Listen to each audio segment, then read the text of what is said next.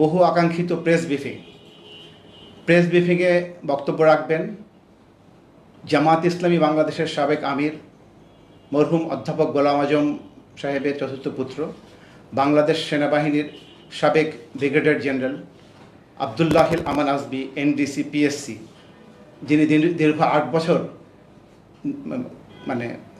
গুমের শিকার ছিলেন। দ্বিতীয় স্বাধীনতার পর যিনি মুক্তিপ্রাপ্ত হয়েছেন, এখন বক্তব্য রাখছেন সাবেক ব্রিগেডিয়ার জেনারেল আবদুল্লাহিল আমান আজমি, এনডিসি পিএসসি। আমি তার বক্তব্য শুরু করার জন্য অনুরোধ করছি।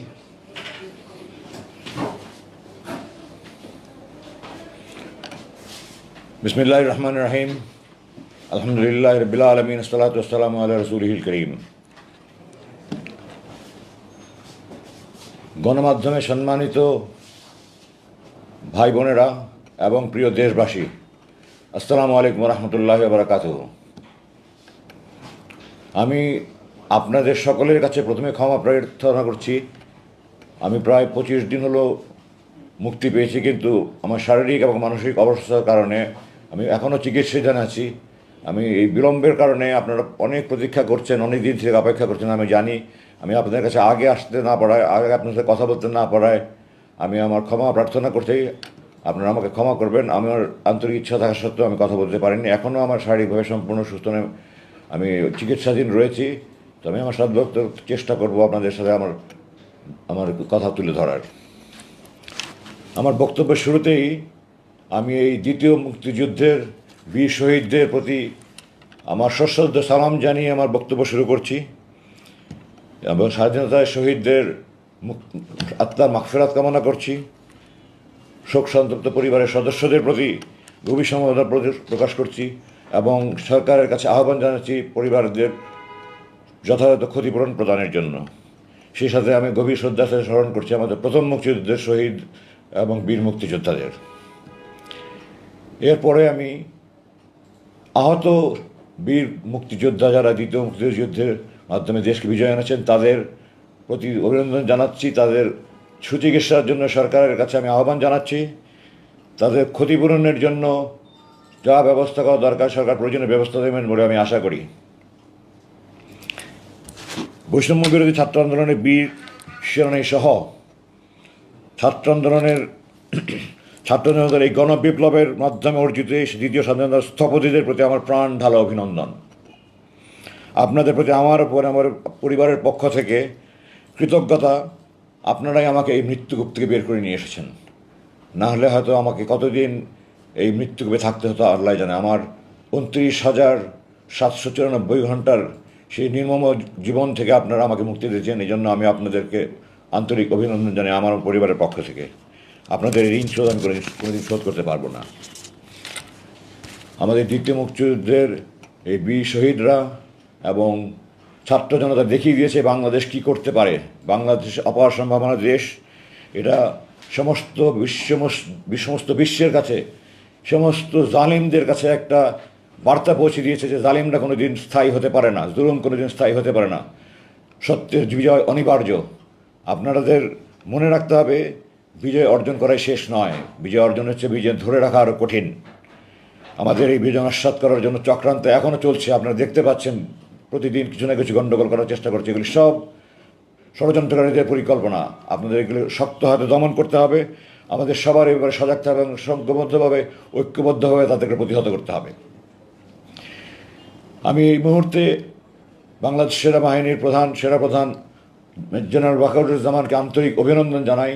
জাতির এই ক্রান্তিলগ্নে তিনি যে ঐতিহাসিক ভূমিকা পালন করেছেন, তিনি যে গুরুত্বপূর্ণ জটিল মুহূর্তে যে সিদ্ধান্ত নিয়েছেন যা জাতির এই দ্বিতীয় যুদ্ধ বিজয় অর্জনের সহায়তা করেছে, তার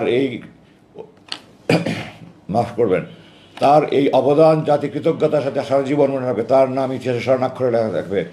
congratulations general Wakeruzzaman, I am proud of you. তুমি আমার ছাত্র ছিলে, I am proud of you. আমি এই প্রসঙ্গে একথাও জাতিকে স্মরণ করে দিতে চাই, বাংলাদেশ সেনাবাহিনী একটা দেশপ্রেমিক সেনাবাহিনী। কিছু অসাধু অফিসার হয়তো কোনো অপকর্ম করে থাকতে পারবে, কিন্তু আপনারা মনে রাখবেন এই সেনাবাহিনী এই দেশের স্বাধীনতা অর্জনের গুরুত্বপূর্ণ ভূমিকা রেখেছে। এই দেশের সেনাবাহিনী, এই দেশের জনগণের সেনাবাহিনী এই দেশের ঐক্যের প্রতীক, স্বাধীনতার প্রতীক। এই সেনাবাহিনী এই দেশের জনগণের সেনাবাহিনী। সেনাবাহিনী সবসময় আপনাদের পাশে ছিল, থেকেছে, থাকবে ইনশাআল্লাহ, এবং আপনারা তার প্রমাণ পেয়েছেন। এবং আমি সেনাবাহিনীর সদস্যদেরকে এই সাথে অভিনন্দন জানাচ্ছি। করলাম কারণ ওইখানে ওরা একবার ডিসকানেক্ট হয়েছে। আচ্ছা, সো 1 মিনিটের মধ্যে আবার কানেক্ট হই আমরা, তারপরে তো আমি কি আবার পিছের থেকে আসবো না, যে পর্যন্ত পড়েছি থেকে যাবো? আবার মনে হয় শুরু থেকে শুরু করলে ভালো হয়। না না ভাই 2000 মানুষ দেখতেছে লাইভে। আচ্ছা ওকে, আপনি পজ করে যেখান থেকে বলছেন এর পরে শুরু করেন, আমি জাস্ট ওর সাথে আগে আচ্ছা clear করে নিই। আচ্ছা, শুরু করবো? আচ্ছা, আমি এবার শুরু করেন। অন্তর্বর্তীকালীন সরকারের প্রধান ডক্টর ইউনূস সহ সকল উপদেষ্টাদের প্রতি আন্তরিক অভিনন্দন জানাচ্ছি। আপনারা এই গণবিপ্লবের মাধ্যমে অর্জিত এই বিজয়কে আপনারা দেশকে 50 বছর এগিয়ে নিয়ে যাবেন বলে আমি দৃঢ়ভাবে বিশ্বাস করি। ডক্টর ইউনূসের মতো একজন যোগ্য ব্যক্তির নেতৃত্বে এই উপদেষ্টা পরিষদ দেশের সকল জঞ্জাল মুক্ত করবে। দেশের যত রকমের প্রতিষ্ঠানকে ধ্বংস করে দেওয়া হয়েছে সবগুলি প্রতিষ্ঠানকে আবার ঢেলে পুনর সাজিয়ে দেশকে একটা সমৃদ্ধশালী রাষ্ট্র হিসেবে গড়ে তোলার জন্য ওনারা সর্বাত্মক চেষ্টা করবেন বলে আমি বিশ্বাস করি। আপনার যা তা কিছু অন্যায় অবিচার জুলুম অবিচার হয়েছে, যত গুম খুন অর্থ পাচার সহ যত রকমের যত অবিচার অন্যাচার জুলুম নির্যাতনের সব কিছুর আপনারা তদন্ত করবেন, দোষী ব্যক্তিদেরকে চিহ্নিত করে তাদের দৃষ্টান্তমূলক শাস্তির ব্যবস্থা করবেন এবং দেশকে একটা সুন্দর সঠিক পথ দেখিয়ে আপনারা দেশকে গণতান্ত্রিক সরকারের হাতে হস্তান্তর করে আপনাদের দায়িত্ব যথাযথ পালন করবেন আমি দৃঢ়ভাবে বিশ্বাস করি, আশা করি এবং দোয়া করি। আমি জনগণের প্রতি সমস্ত রাজনৈতিক দলের প্রতি আহ্বান জানাচ্ছি, আপনারা আপনাদের সর্বাত্মক সহযোগিতা অব্যাহত রাখবেন এই বিপ্লবী সরকারের প্রতি, এবং রাজনৈতিক দলের প্রতি আমার বিশেষ অনুরোধ থাকবে আপনারা ওনাদেরকে নির্বাচন নিয়ে কোনো রকমের কোনো চাপ দেবেন না, আপনারা কোনো রকমের সময় বেঁধে দেবেন না। ওনারা, আমি দৃঢ়ভাবে বিশ্বাস করি ওনারা যথাযথভাবে কাজ করে যত দ্রুত সম্ভব ওনারা গণতান্ত্রিক প্রক্রিয়া চালু করবেন। এই জন্য আপনারা দয়া করে কোনো রকমের কোনো মানসিক চাপ বা কোনো রকমের কোনো বক্তব্য ওনাদেরকে দিয়ে ওনাদেরকে বিব্রত করার চেষ্টা করবেন না। ওনাদেরকে ওনাদের টাইম ফ্রেমে, সেটা কতদিন আমি জানি না, আল্লাহ জানেন, ওনারা জানেন, দেশবাসী আপনাদের সহায়তা ওনার কাজ করতে পারবেন আমি দৃঢ় বিশ্বাস করি। এই পর্যায়ে আমি একটা আহ্বান জানাতে চাই এই বিপ্লবী সরকারের প্রতি, যে প্রথম মুক্তিযুদ্ধে যারা যুদ্ধ করেছিলেন তারা প্রথমত ছিলেন বাংলাদেশ সেনাবাহিনী, নৌবাহিনী, সেনা, বিমান বাহিনী, তিন বাহিনীর সেই সশস্ত্র সুপ্রশিক্ষিত সেনাবাহিনী প্রথম শুরু করেছে, তারপরে আপামর জনসাধারণ মুক্তিযুদ্ধে প্রশিক্ষণ নিয়ে অস্ত্র নিয়ে যুদ্ধ করেছে। তাদের অবদান যেমন কোনো দিন অস্বীকার করা যাবে না, সে একই সাথে আজকের তরুণ যুবক ছাত্র জনতা যেভাবে কোনো রকমের সামরিক প্রশিক্ষণ ছাড়া, কোনো রকমের অস্ত্র ছাড়া নিজের বুক ঝাঁপিয়ে পড়ে তারা যুদ্ধ করে দেশ স্বাধীন করেছে, এদের অবদান আরও অনেক বেশি বলে আমি মনে করি। এবং এই জন্য আমি জোর দাবি জানাই যে প্রথম মুক্তিযুদ্ধে যেমন শহীদ এবং বিভিন্ন বীরত্বপূর্ণ দায়িত্ব পালনের জন্য বীরশ্রেষ্ঠ, বীর উত্তম, বীর বিক্রম, বীর প্রতীক খেতাব দেওয়া হয়েছে, এই তৃতীয় মুক্তিযুদ্ধের শহীদদের প্রতি আবু সাহিদ সহ শহীদ এবং অন্যান্য যারা আহত হয়েছে, যার কৃতিত্বপূর্ণ ভূমিকা পালন, তাদেরকেও যথাযথভাবে এই সাহসিকতাপূর্ণ খেতাব বীরশ্রেষ্ঠ, বীরুত্তম, বীর বিক্রম, বীর প্রতীক যথাযথভাবে সরকার একটা কমিটি করে যাকে যে যেটা প্রাপ্য সেই খেতাব দেওয়ার জন্য আমি দৃঢ়ভাবে আহ্বান জানাচ্ছি। আমি আমার মূল বক্তব্যে যাওয়ার আগে আরও 2-1 একটা বলতে চাই। প্রথম হলো, আমি আমার 57 জন শহীদ বিডিআর নির্মম হত্যাকাণ্ডে 57 জন শহীদ বীর ভাইয়ের রক্তের বদলা চাই। কোরআনে আছে খুনের বদলা খুন। আমার এই 57 জন আমার কলিজার টুকরা ভাই, বাংলাদেশ সেনাবাহিনী কেন, কোনো সেনাবাহিনীতে general Shakil, general colonel Gulzar, colonel Quddutullahi Rahman Shafiq, colonel এমদাদের মতো অফিসার তৈরি হওয়া খুব কঠিন ব্যাপার। এই সমস্ত অফিসারকে যারা খুন করেছে, যারা খুনের পরিকল্পনা করেছে, যারা উপদেশ দিয়েছে, পরামর্শ দিয়েছে, বাস্তবায়ন করেছে, এদের সবার বিরুদ্ধে দৃষ্টান্তমূলক শাস্তির ব্যবস্থা গ্রহণ করা হোক। যা মৃত্যুদণ্ড হোক, যে দণ্ড হোক, আমি খুনের বদলা খুন চাই। যারা খুনের দোষর সবার প্রকৃত তদন্ত করে অপরাধ বের করে বিচার কাজ পূর্ণভাবে সম্পূর্ণ করতে হবে। এটার জন্য আমি সরকারের প্রতি আহ্বান জানাই এবং এর সাথে এও জানাই যে এই সেই পূর্ববর্তী সরকারের সময় যেই তদন্ত কমিটি হয়েছে তার পূর্ণাঙ্গ রিপোর্ট প্রকাশ করা হোক, এবং যারা তদন্ত করেছেন তারা যদি দায়সারাভাবে এই অপরাধীদেরকে দায়মুক্ত করার জন্য করে থাকে, তাহলে তাদেরকেও এই বিচারের আওতাভুক্ত করা হোক। আমি মনে করি যে যারা অপরাধী এবং যারা অপরাধীদের অপরাধমুক্ত করার, দায়মুক্ত করার জন্য দায়ী তারাও সমভাবে অপরাধী, সুতরাং সবাইকে আওতাভুক্ত করতে হবে। আমি আমার বক্তব্য যাওয়ার আগে আরেকটা আবেদন রাখতে চাই।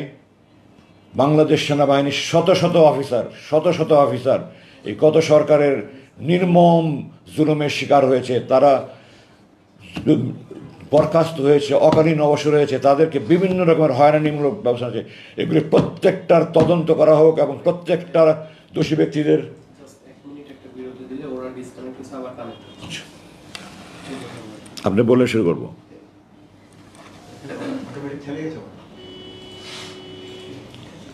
ঠিক আছে, আমার বক্তব্য। অসুবিধা নেই, পজ হয়ে যাবে। কোনো চ্যানেল লাইভ দিচ্ছে নাকি, চ্যানেল ক্লিক করে দেখো না। দেখা যাচ্ছে? এখন বসে আছে তো দেখা যাচ্ছে। না না, টিভিতে কোনো চ্যানেল লাইভ দেখাচ্ছে না, ইউটিউব চ্যানেল ক্লিক করে দেখো। যেমন দেখা থেকে 3000 পরে আপনি এই টেনশন আমি করেন না। আপনি বললে আমি শুরু করবো। 1000 মানুষ দেখতেছে।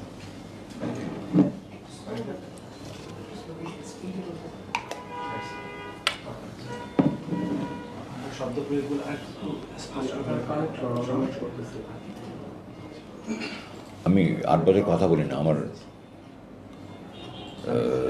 ওই সাবলীলতাটা আগেরটার মতো তত নাই, আমি শারীরিকভাবে অসুস্থ। আচ্ছা, আপনি কানেক্ট হন, নাহলে আমরা লাইভ ফেসবুক যেটা চলতেছে এটা শুরু করবে?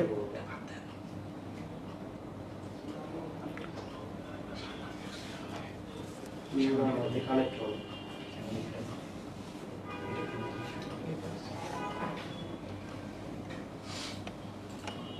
আমরা আবার স্টার্ট করি আমরা। ডিসকানেক্ট হওয়ার জন্য আমাকে একটু বিরতি দিতে হয়েছে, আমি আবার শুরু করছি। আমি আমার বক্তব্যে যাওয়ার আগে আমি আমার শত শত সেনা কর্মকর্তা, বিভিন্ন পদবীর সৈনিক যেভাবে গত সরকারের উপর জুলুমের শিকার হয়েছে, চাকরি থেকে অন্যায়ভাবে বরখাস্ত হয়েছে, অকালীন অবসর হয়েছে, তাদের চাকরিতে পুনর্বহাল, যেই পদে যেখানে পদায়ন হওয়া দরকার সেভাবে পদায়ন করা এবং তাদেরকে যথাযথ ক্ষতিপূরণ দেওয়ার জন্য জোর দাবি জানাচ্ছি। এবং এটার জন্য প্রক্রিয়ার কর্মকর্তারা তারা যথাযথ কর্তৃপক্ষের প্রক্রিয়া করছে। আপনারা সরকারের প্রতি আহ্বান জানাচ্ছি, আপনারা তাদেরকে চাকরিতে পুনর্বহাল করুন, তাদেরকে যার যার প্রাপ্য পাওনা পরিশোধ করুন। এবং সেই সাথে শুধু সামরিক বাহিনী কর্মকর্তা না, সামরিক বেসামরিক সকল অঙ্গনে যারা যেরকম যত জুলুম অভিযান অন্যায় সবগুলোর আপনার প্রতিকার করবেন আমি বলে বিশ্বাস করি। এবারে আমি আমার প্রসঙ্গ শুরু করছি, ভূমিকাটা হয়তো একটু বড় হয়ে গেল, আপনারা ক্ষমা করবেন। আমার বাবা 2012 সালের 12ই জানুয়ারিতে এক প্রহসনের ট্রাইব্যুনাল তাকে গ্রেফতারের আদেশ দেয় এবং উনি প্রায় 3.5 বছর চিকিৎসাধীন অবস্থায় থেকে জালেমের কারাগারে থেকে উনি সুচিকিৎসার অভাবে উনি আস্তে আস্তে 23শে অক্টোবর 2000, আমি 8 বছর থাকায় আমার বছরগুলি এদিক সেদিক হয়েছে, ক্ষমা করবেন, 2013 সালের 23শে অক্টোবর উনি ইন্তেকাল করেন। এই দিনগুলো আমার পরিবারের জন্য অত্যন্ত দুর্বিষহ ছিল। একজন 90 বছরের ঊর্ধ্বে মানুষ কি অসহায়ের মতো ছোটো কামরায় বন্দিশালায় দিন কাটিয়েছেন আমাদের জন্য, আমরা বলতে হবে চোখের পানি আটকে রাখতে পারেন। আমার মার যে কী কষ্টের দিন ছিল, আমি আমার মার পাশে সেই দিনগুলো থেকেছি। এবং এরপরে আমার বাবা 23 অক্টোবর ইন্তেকাল করার পরে আমি আমার সমস্ত কর্মকাণ্ড বন্ধ করে সারাক্ষণ আমার মায়ের পাশে থাকতাম। আমার মা শয্যাশায়ী ছিলেন, প্রায় উনি অসুস্থ হয়ে যেতেন, আমি লোকমা খাওয়াতাম, আমার মায়ের হাত পা টিপে দিতাম, প্রেশার মেপে দিতাম, ওষুধ খাওয়াতাম, সারা রাত ঘুমাতেন না, ওনার মায়ের পাশে থেকে হাত বুলি বলে মাপে ঘুম পাড়িয়ে দিতাম। আমি সেই মাকে নিয়ে 22শে আগস্ট 2016 সালে রাতের ভাত খাচ্ছিলাম। আপনারা ক্ষমা করবেন, আমার মা নিয়ে কথা বলতে গেলে আমি আবেগ থামাতে পারি না। আমার মা ছিলেন আমার জীবনের শ্রেষ্ঠ বন্ধু।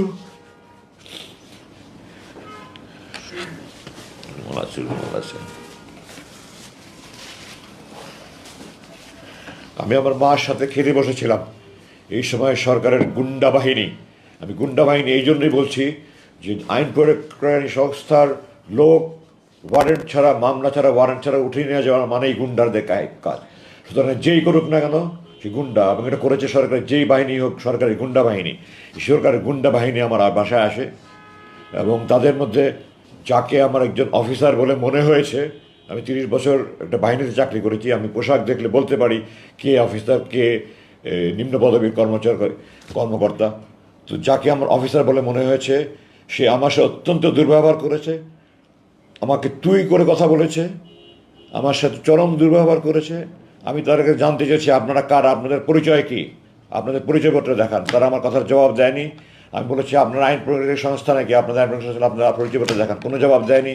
আমি জিজ্ঞাসা করেছি আমার বিরুদ্ধে কোনো মামলা আছে, কোনো ওয়ারেন্ট আছে? মামলা ওয়ারেন্ট ছাড়া আমাকে আপনারা গ্রেফতার করতে পারেন না, আপনারা আমাকে উঠিয়ে নিয়ে যেতে পারেন না, আপনাদের পরিচয়। তারা আবার কোনো কথার জবাব না দিয়ে খালি বলছে হাত দেন, হাত দেন, হাত দেন, হাত দেন, হাত করা হাতে নিয়ে বসে আছে, হাত দেন, হাত দেন, হাত দেন। এবং এই পর্যায়ে দ্যাট অফিসার একটা অসভ্য, তার পারিবারিক কোনো শিক্ষা আছে বলে আমি মনে করি না। কোনো ভদ্রলোকের মানুষ এরকম করতে পারে না। আমার মতো একজন ব্রিগেডিয়ার জেনারেলকে সে তুই তাকারি করে কথা বলেছে। সে মানে খালি আমার গায়ে হাত তুলে নিয়ে বাকি এমন দুর্ব্যবহার করেছে, এবং শেষ পর্যন্ত আমি আমার সম্মান বাঁচানোর জন্য আমি হাত উঠিয়ে দিচ্ছি, না হলে তারা আমার গায়ে হাত উঠিয়ে দিত।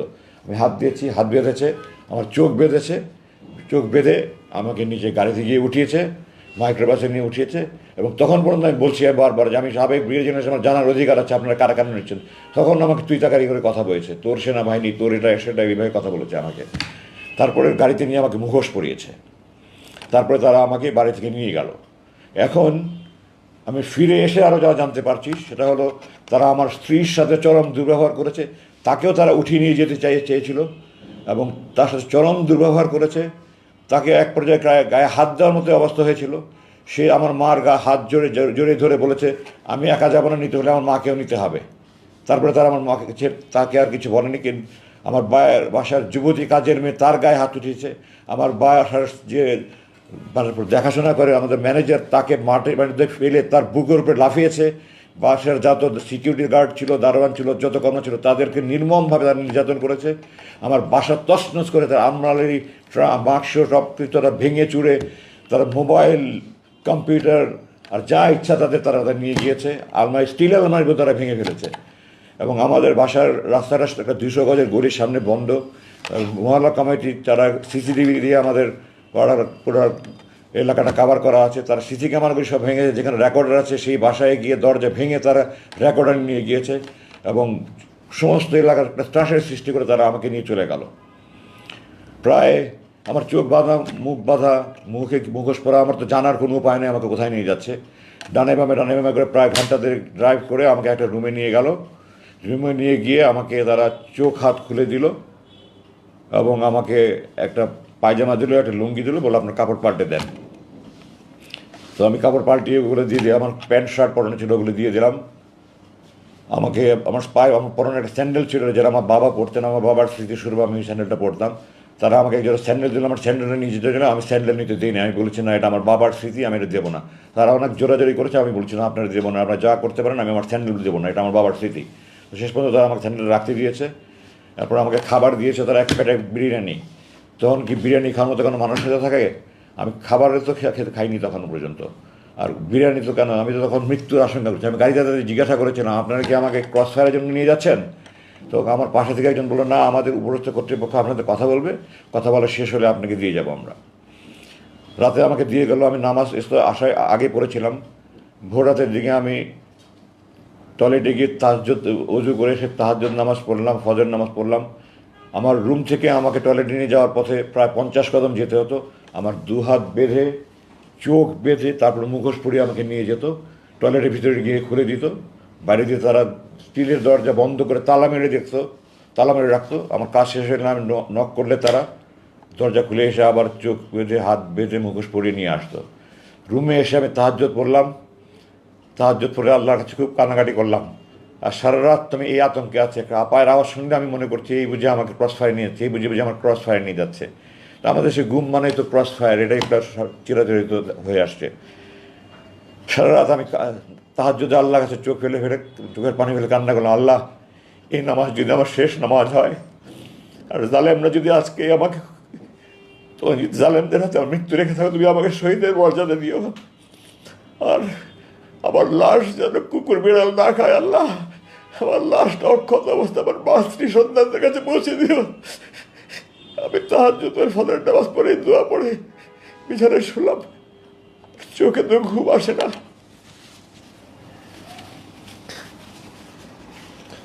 আগের দিন দুপুরে খেয়েছি, এরপরে তো সারা রাত ঘুম নাই, খাবার নাই, মৃত্যুর আতঙ্ক।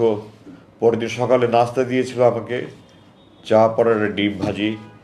নাস্তা খাওয়ার তো নাস্তাটা দিয়ে দেখলেই আমার চোখ দিয়ে ঝরঝর করে পানি বলে, কারণ আমি মাকে নিয়ে খেতে বসছিলাম, মাকে দুইয়ের সময় লোকমা খাইয়ে দিলাম।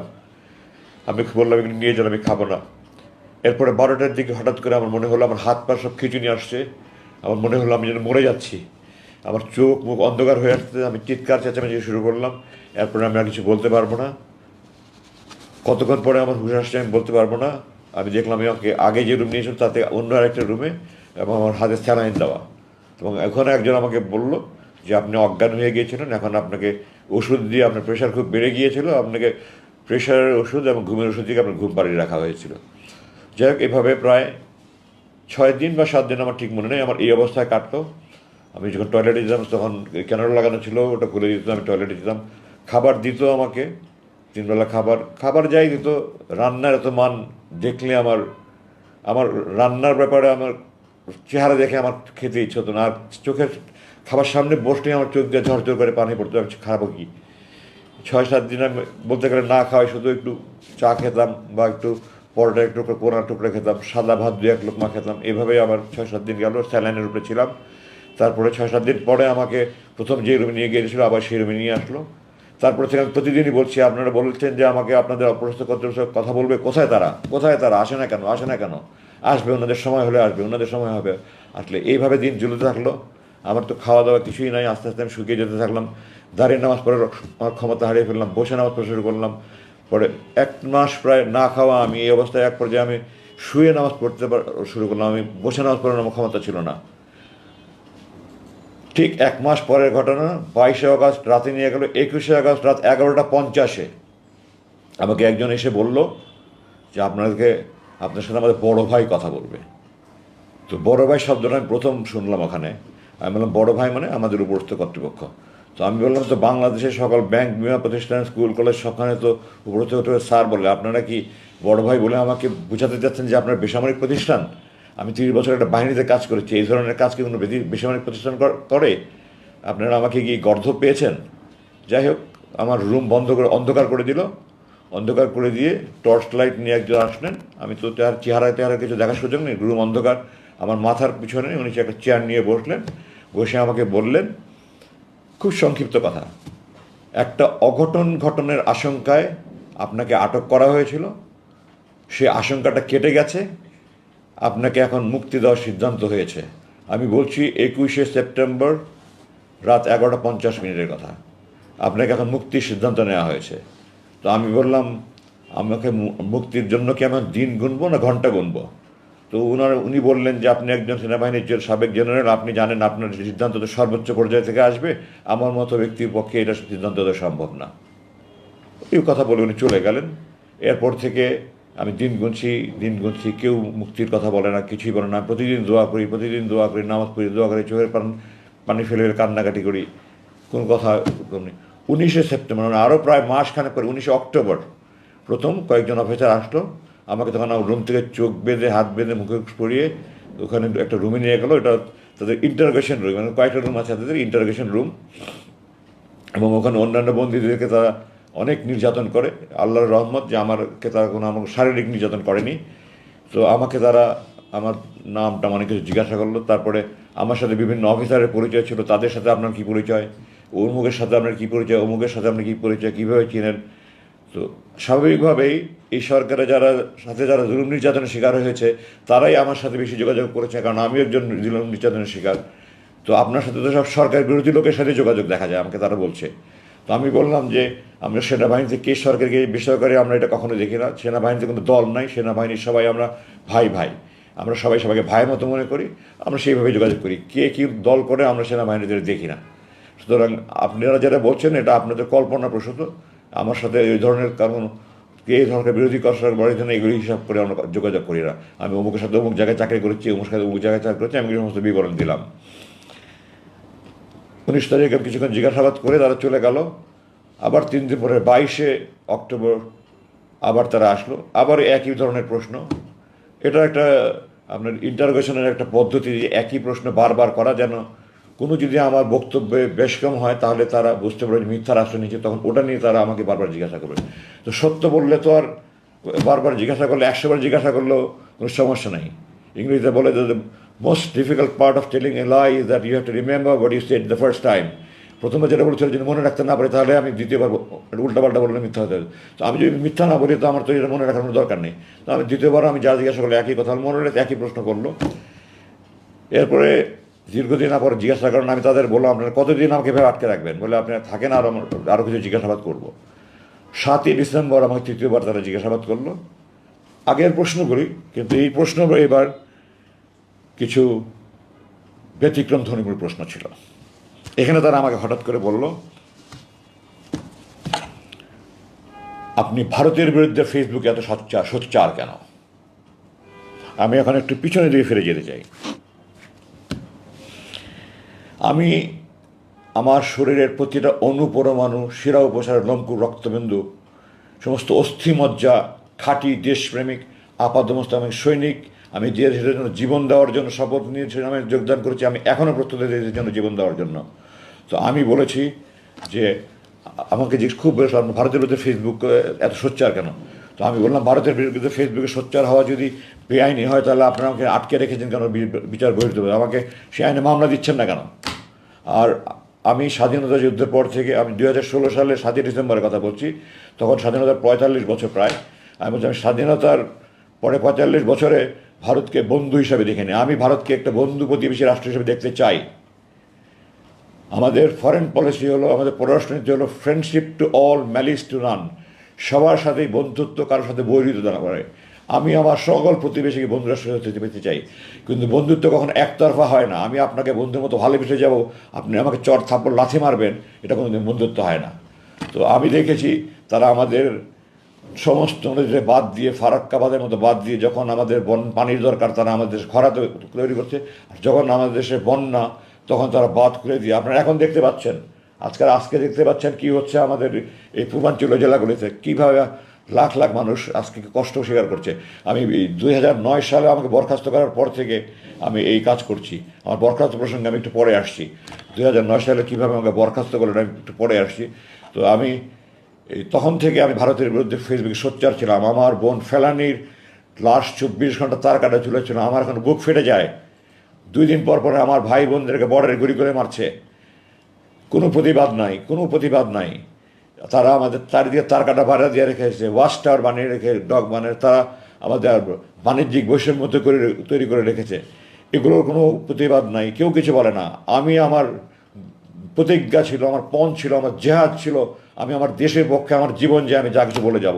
আমার ক্ষুদ্র প্রচেষ্টা আমি ফেসবুকে লেখালেখি করছি, এগুলো নিয়ে আমার বিরুদ্ধে তারা খুব ক্ষুব্ধ।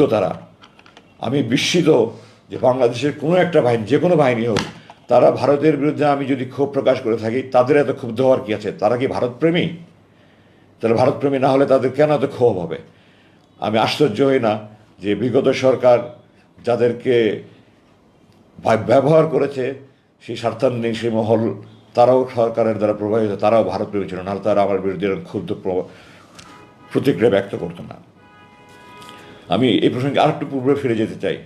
আমরা যেমন ভারতকে বন্ধু মনে করলে হবে না, আমাদের ইতিহাস জানতে হবে। আমরা যদি ইতিহাস না জানি তাহলে আমরা ভুল করব। আমরা বারবার ভুল করেছি, আমরা এখন আর ভুল করতে চাই না। 1905 সালে এই ব্রিটিশ সরকার আমাদের এই বঙ্গভঙ্গ করেছিল পূর্ব বাংলা মুসলমানদের উন্নতির জন্য। এই ভারত এটার বিরুদ্ধে আন্দোলন করে, বঙ্গভঙ্গ রদ মানে বাতিল আন্দোলন করে, 6 বছর পর্যন্ত বাতিল আন্দোলন করে এটাকে বাতিল করে আমাদের 2 বাংলা এক করেছে। তারা আমাদের মুসলমানদের উন্নতি চায়নি। 1971 সালে, আপনারা জানেন না, দেশবাসীর জানা উচিত এগুলো, আমরা মৈত্রী চুক্তি নামে অক্টোবর 1971 সালে আমাদের অস্থায়ী সরকার একটা চুক্তি করেছিল। সৈয়দ নজরুল ইসলাম সাহেব অস্থায়ী চুক্তি করে স্বাক্ষর করে অজ্ঞান হয়ে গিয়েছিলেন। আমার কথা নয়, আপনারা 266 দিনের স্বাধীনতা আওয়ামী লীগ অ্যাডভোকেট নুরুল কাদেরের বই পড়ে দেখেন। ওনার কথা আছে যে অস্থায়ী সরকারের অস্থায়ী রাষ্ট্রপতি সৈয়দ নজরুল ইসলাম স্বাক্ষর করে অজ্ঞান হয়ে গেছিলেন। ওটা চুক্তি ছিল। আমি 3টা আপনাদের শুধু দৃষ্টি আকর্ষণ করছি। 1 নম্বর, এদেশে কোনো সেনাবাহিনী থাকবে না, এদেশে ভারতের সেনাবাহিনী থাকবে। 2, এদেশের প্রশাসনে যারা মুক্তিযুদ্ধে যোগদান করেছে তারা বাদে বাকি সবাইকে অপসারণ করতে হবে। ভারতের প্রশাসনের লোক এই দেশে প্রশাসন চালাবে। এই দেশের প্রশাসনের শতকরা একজন লোকও মুক্তিযুদ্ধে যোগদান করেনি, আপামর ছাত্ররা যোগদান করেছে। তার মানে এই দেশের প্রশাসন তাদের হাতে তুলে যাবে। তৃতীয়ত, এই দেশের পররাষ্ট্র মন্ত্রণালয় এবং প্রতিরক্ষা মন্ত্রণালয় ভারতের নিয়ন্ত্রণে থাকবে। আমি দেশবাসীর কাছে জানতে চাই, আপনারা বলেন এটা কি স্বাধীনতার চুক্তি, মৈত্রী চুক্তি না গোলামির চুক্তি? এই চুক্তি যারা করেছে তারা মীর জাফরের বংশধর, তারা এই দেশকে বিক্রি করে দিচ্ছিল। আল্লাহ আমাদেরকে রক্ষা করেছেন। আমি এগুলির বিরুদ্ধে সবসময় সোচ্চার ছিলাম। সেনাবাহিনীর চাকরি করা অবস্থায় আমি এগুলি বলতে পারিনি। 2009 সাল থেকে আমি বলেছি, এটাই ছিল আমার অপরাধ, এটা আমার বড় অপরাধ ছিল। আর অপরাধ, আমি অধ্যাপক গোলাম আজমের ছেলে, এই কারণে তারা আমাকে নিয়ে বন্দি করে রেখেছে। এবং এই 29,794 ঘন্টার কাহিনী, 29,794 দিন বলে শেষ করা যাবে না। সেই নির্মম কারাগারে আল্লাহ আমাকে চোখ দিয়েছেন আল্লাহর পৃথিবী দেখার জন্য। আমার এটা অধিকার, আমার সেই অধিকার কেড়ে নেওয়া আছে। আমি আল্লাহর আকাশ দেখিনি, বা সূর্য দেখিনি, চাঁদ দেখিনি, মেঘ দেখিনি, বৃষ্টি দেখিনি, রোদ দেখিনি, আমি আল্লাহর মাটি দেখিনি, গাছ দেখিনি। আমার রুমের দক্ষিণ দিকে দুটো ছোটো ভেন্টিলেটার ছিল, ওগুলো দিয়ে মাঝে মাঝে একটু আলো দেখা যেত। আমি মাঝে মাঝে ওই তাকিয়ে দেখতাম। তারা এটা সিসি ক্যামেরা দিয়ে খেয়াল করে ওটাও বন্ধ করে দিয়েছে। আমার বুক হাহাকার করতো, আমি আল্লাহর দুনিয়া দেখতে চাই। মাঝে মাঝে মনে হতো আমি বন্ধ করে তাহাজ্জুদ পড়ে যে, আল্লাহ যারা তোমার দুনিয়া দেখা আমার জন্য বন্ধ করে দিয়েছে, যদি তাদের দৃষ্টিশক্তি বন্ধ করে দাও। কিন্তু আমি আল্লাহর কাছে বিচার দিয়েছি, আল্লাহ আমি বন্ধ করি না, তুমি আকামুল হাকিমিন, সর্বশ্রেষ্ঠ বিচারক আল্লাহ, তুমি তাদের ব্যবস্থা নিও। আমি দেশবাসীর কাছে বলতে চাই, আপনারা যদি মনে করেন আমি ভারতের বিরুদ্ধে প্রতিবাদ করে অন্যায় করেছি, এটা খারাপ কাজ করেছি, দেশ বিরুদ্ধে করেছি, আমাকে ফাঁসিয়ে দেন, আমি হাসতে হাসতে ফাঁসির মধ্যে যাবো, আমি দৃঢ়ভাবে বলছি।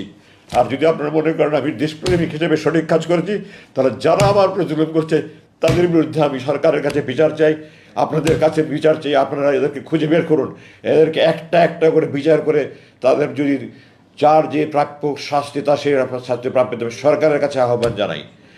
আপনারা আমাকে সহ যত রকমের, যত গুম খুন ধর্ষণ রাহাজানি, যত অন্যায় বিচার জুলুম হয়েছে, এই সবগুলির দোষী ব্যক্তিদের শাস্তি পূর্ণাঙ্গ বিচার করে মৃত্যুদণ্ড হোক, যে দণ্ড হোক, আপনার সেই দণ্ড প্রদান করেন। আমার ওখানে দিনগুলো কীভাবে কেটেছে এগুলো আমি মনে করে আমার বুক ফেটে যায়। আমি এগুলি ওই দুর্ধর্ষ এই বিভীষিকাময় দিনগুলোর কথা মনে করতে চাই না।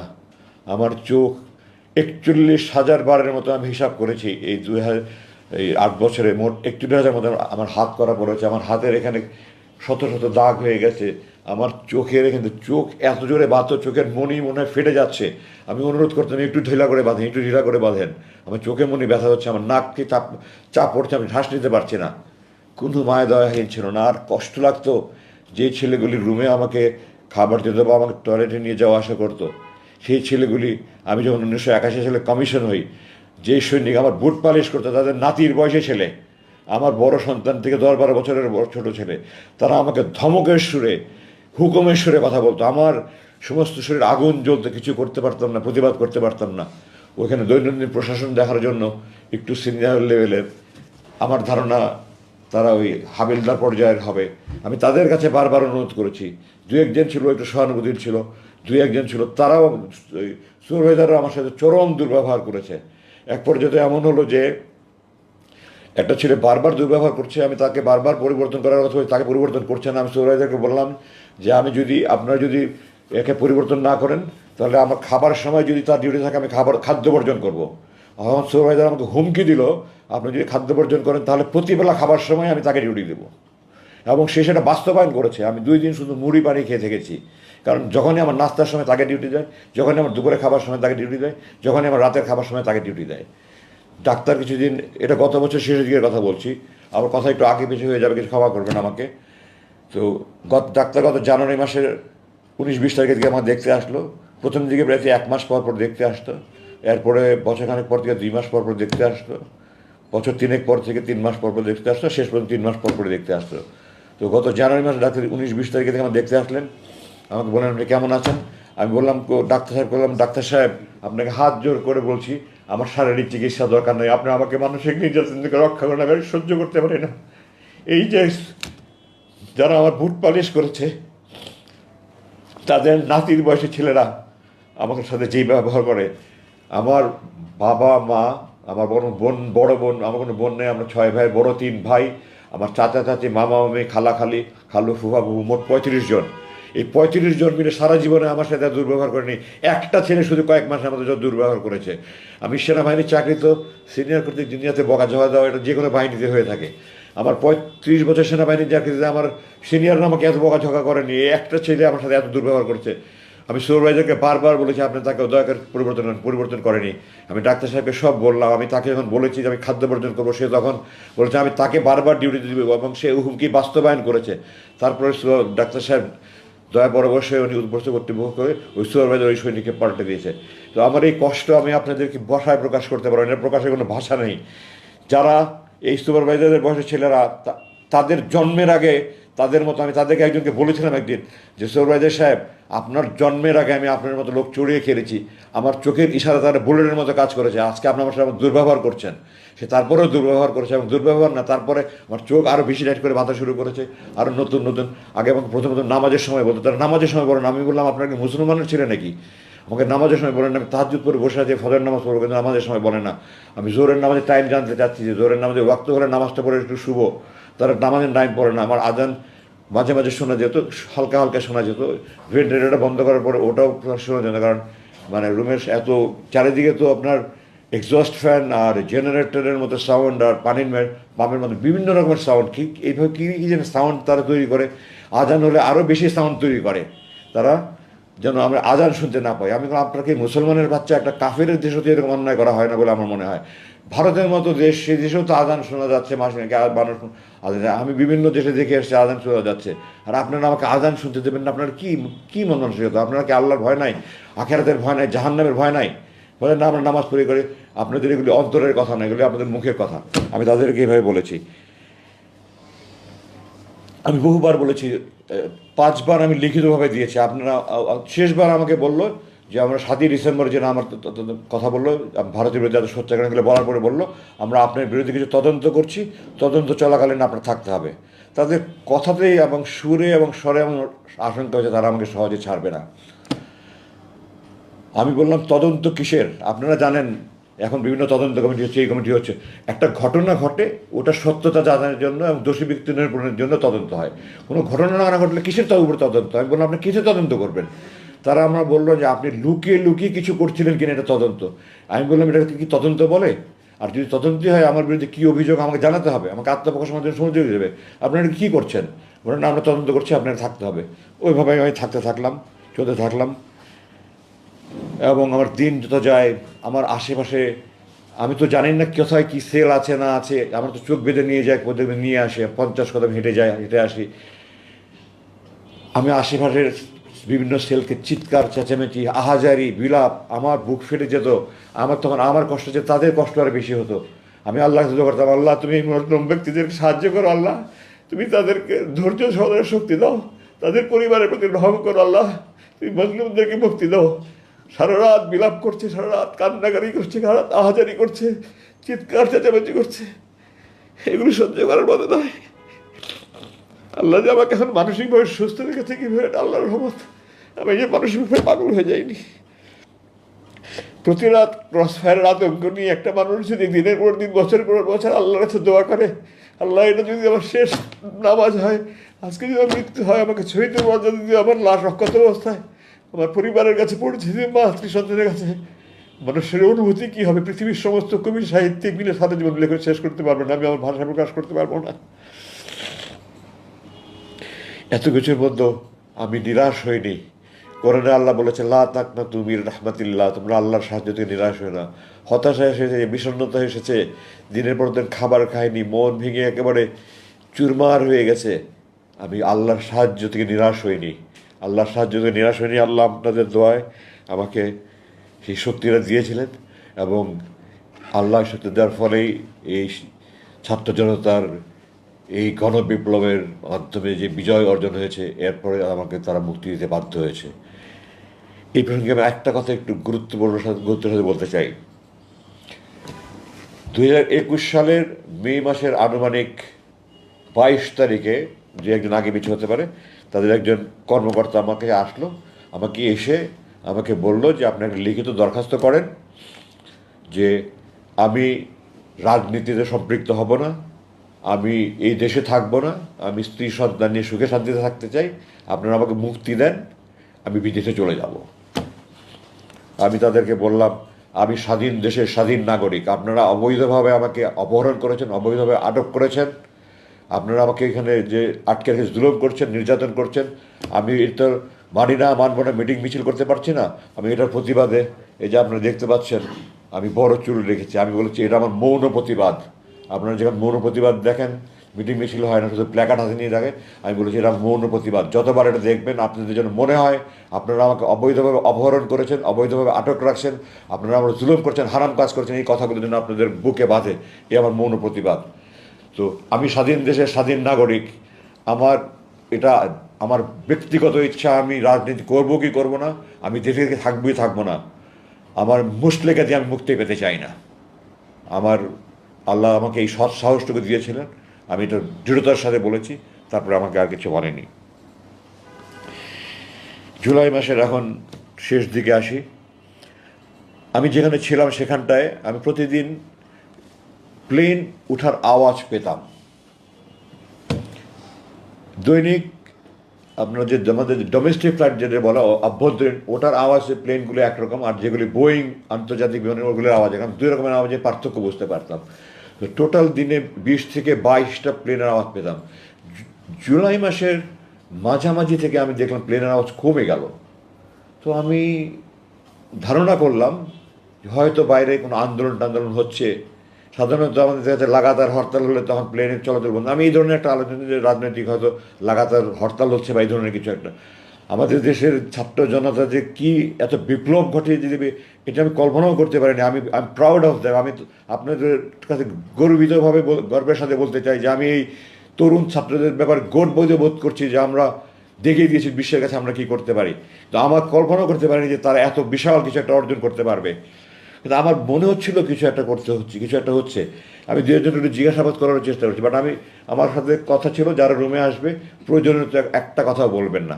আমি একটু দিনে মাঝে মাঝে তাদেরকে, তারা অনেকে আমার সাথে, আমি কোরআন হাদিস পড়ি, আমার কোরআন হাদিসে বিভিন্ন মশলা মশাইল জানতে চেত, নামাজের বিভিন্ন বিষয় জানতে চেত। এগুলি নিয়ে কথা বললে আমার সিসি ক্যামেরা দেখে সুপারভাইজার হাজির হয়ে যেত। আপনি কথা বলছেন কেন, প্রয়োজনীয় কথা বলছেন কেন?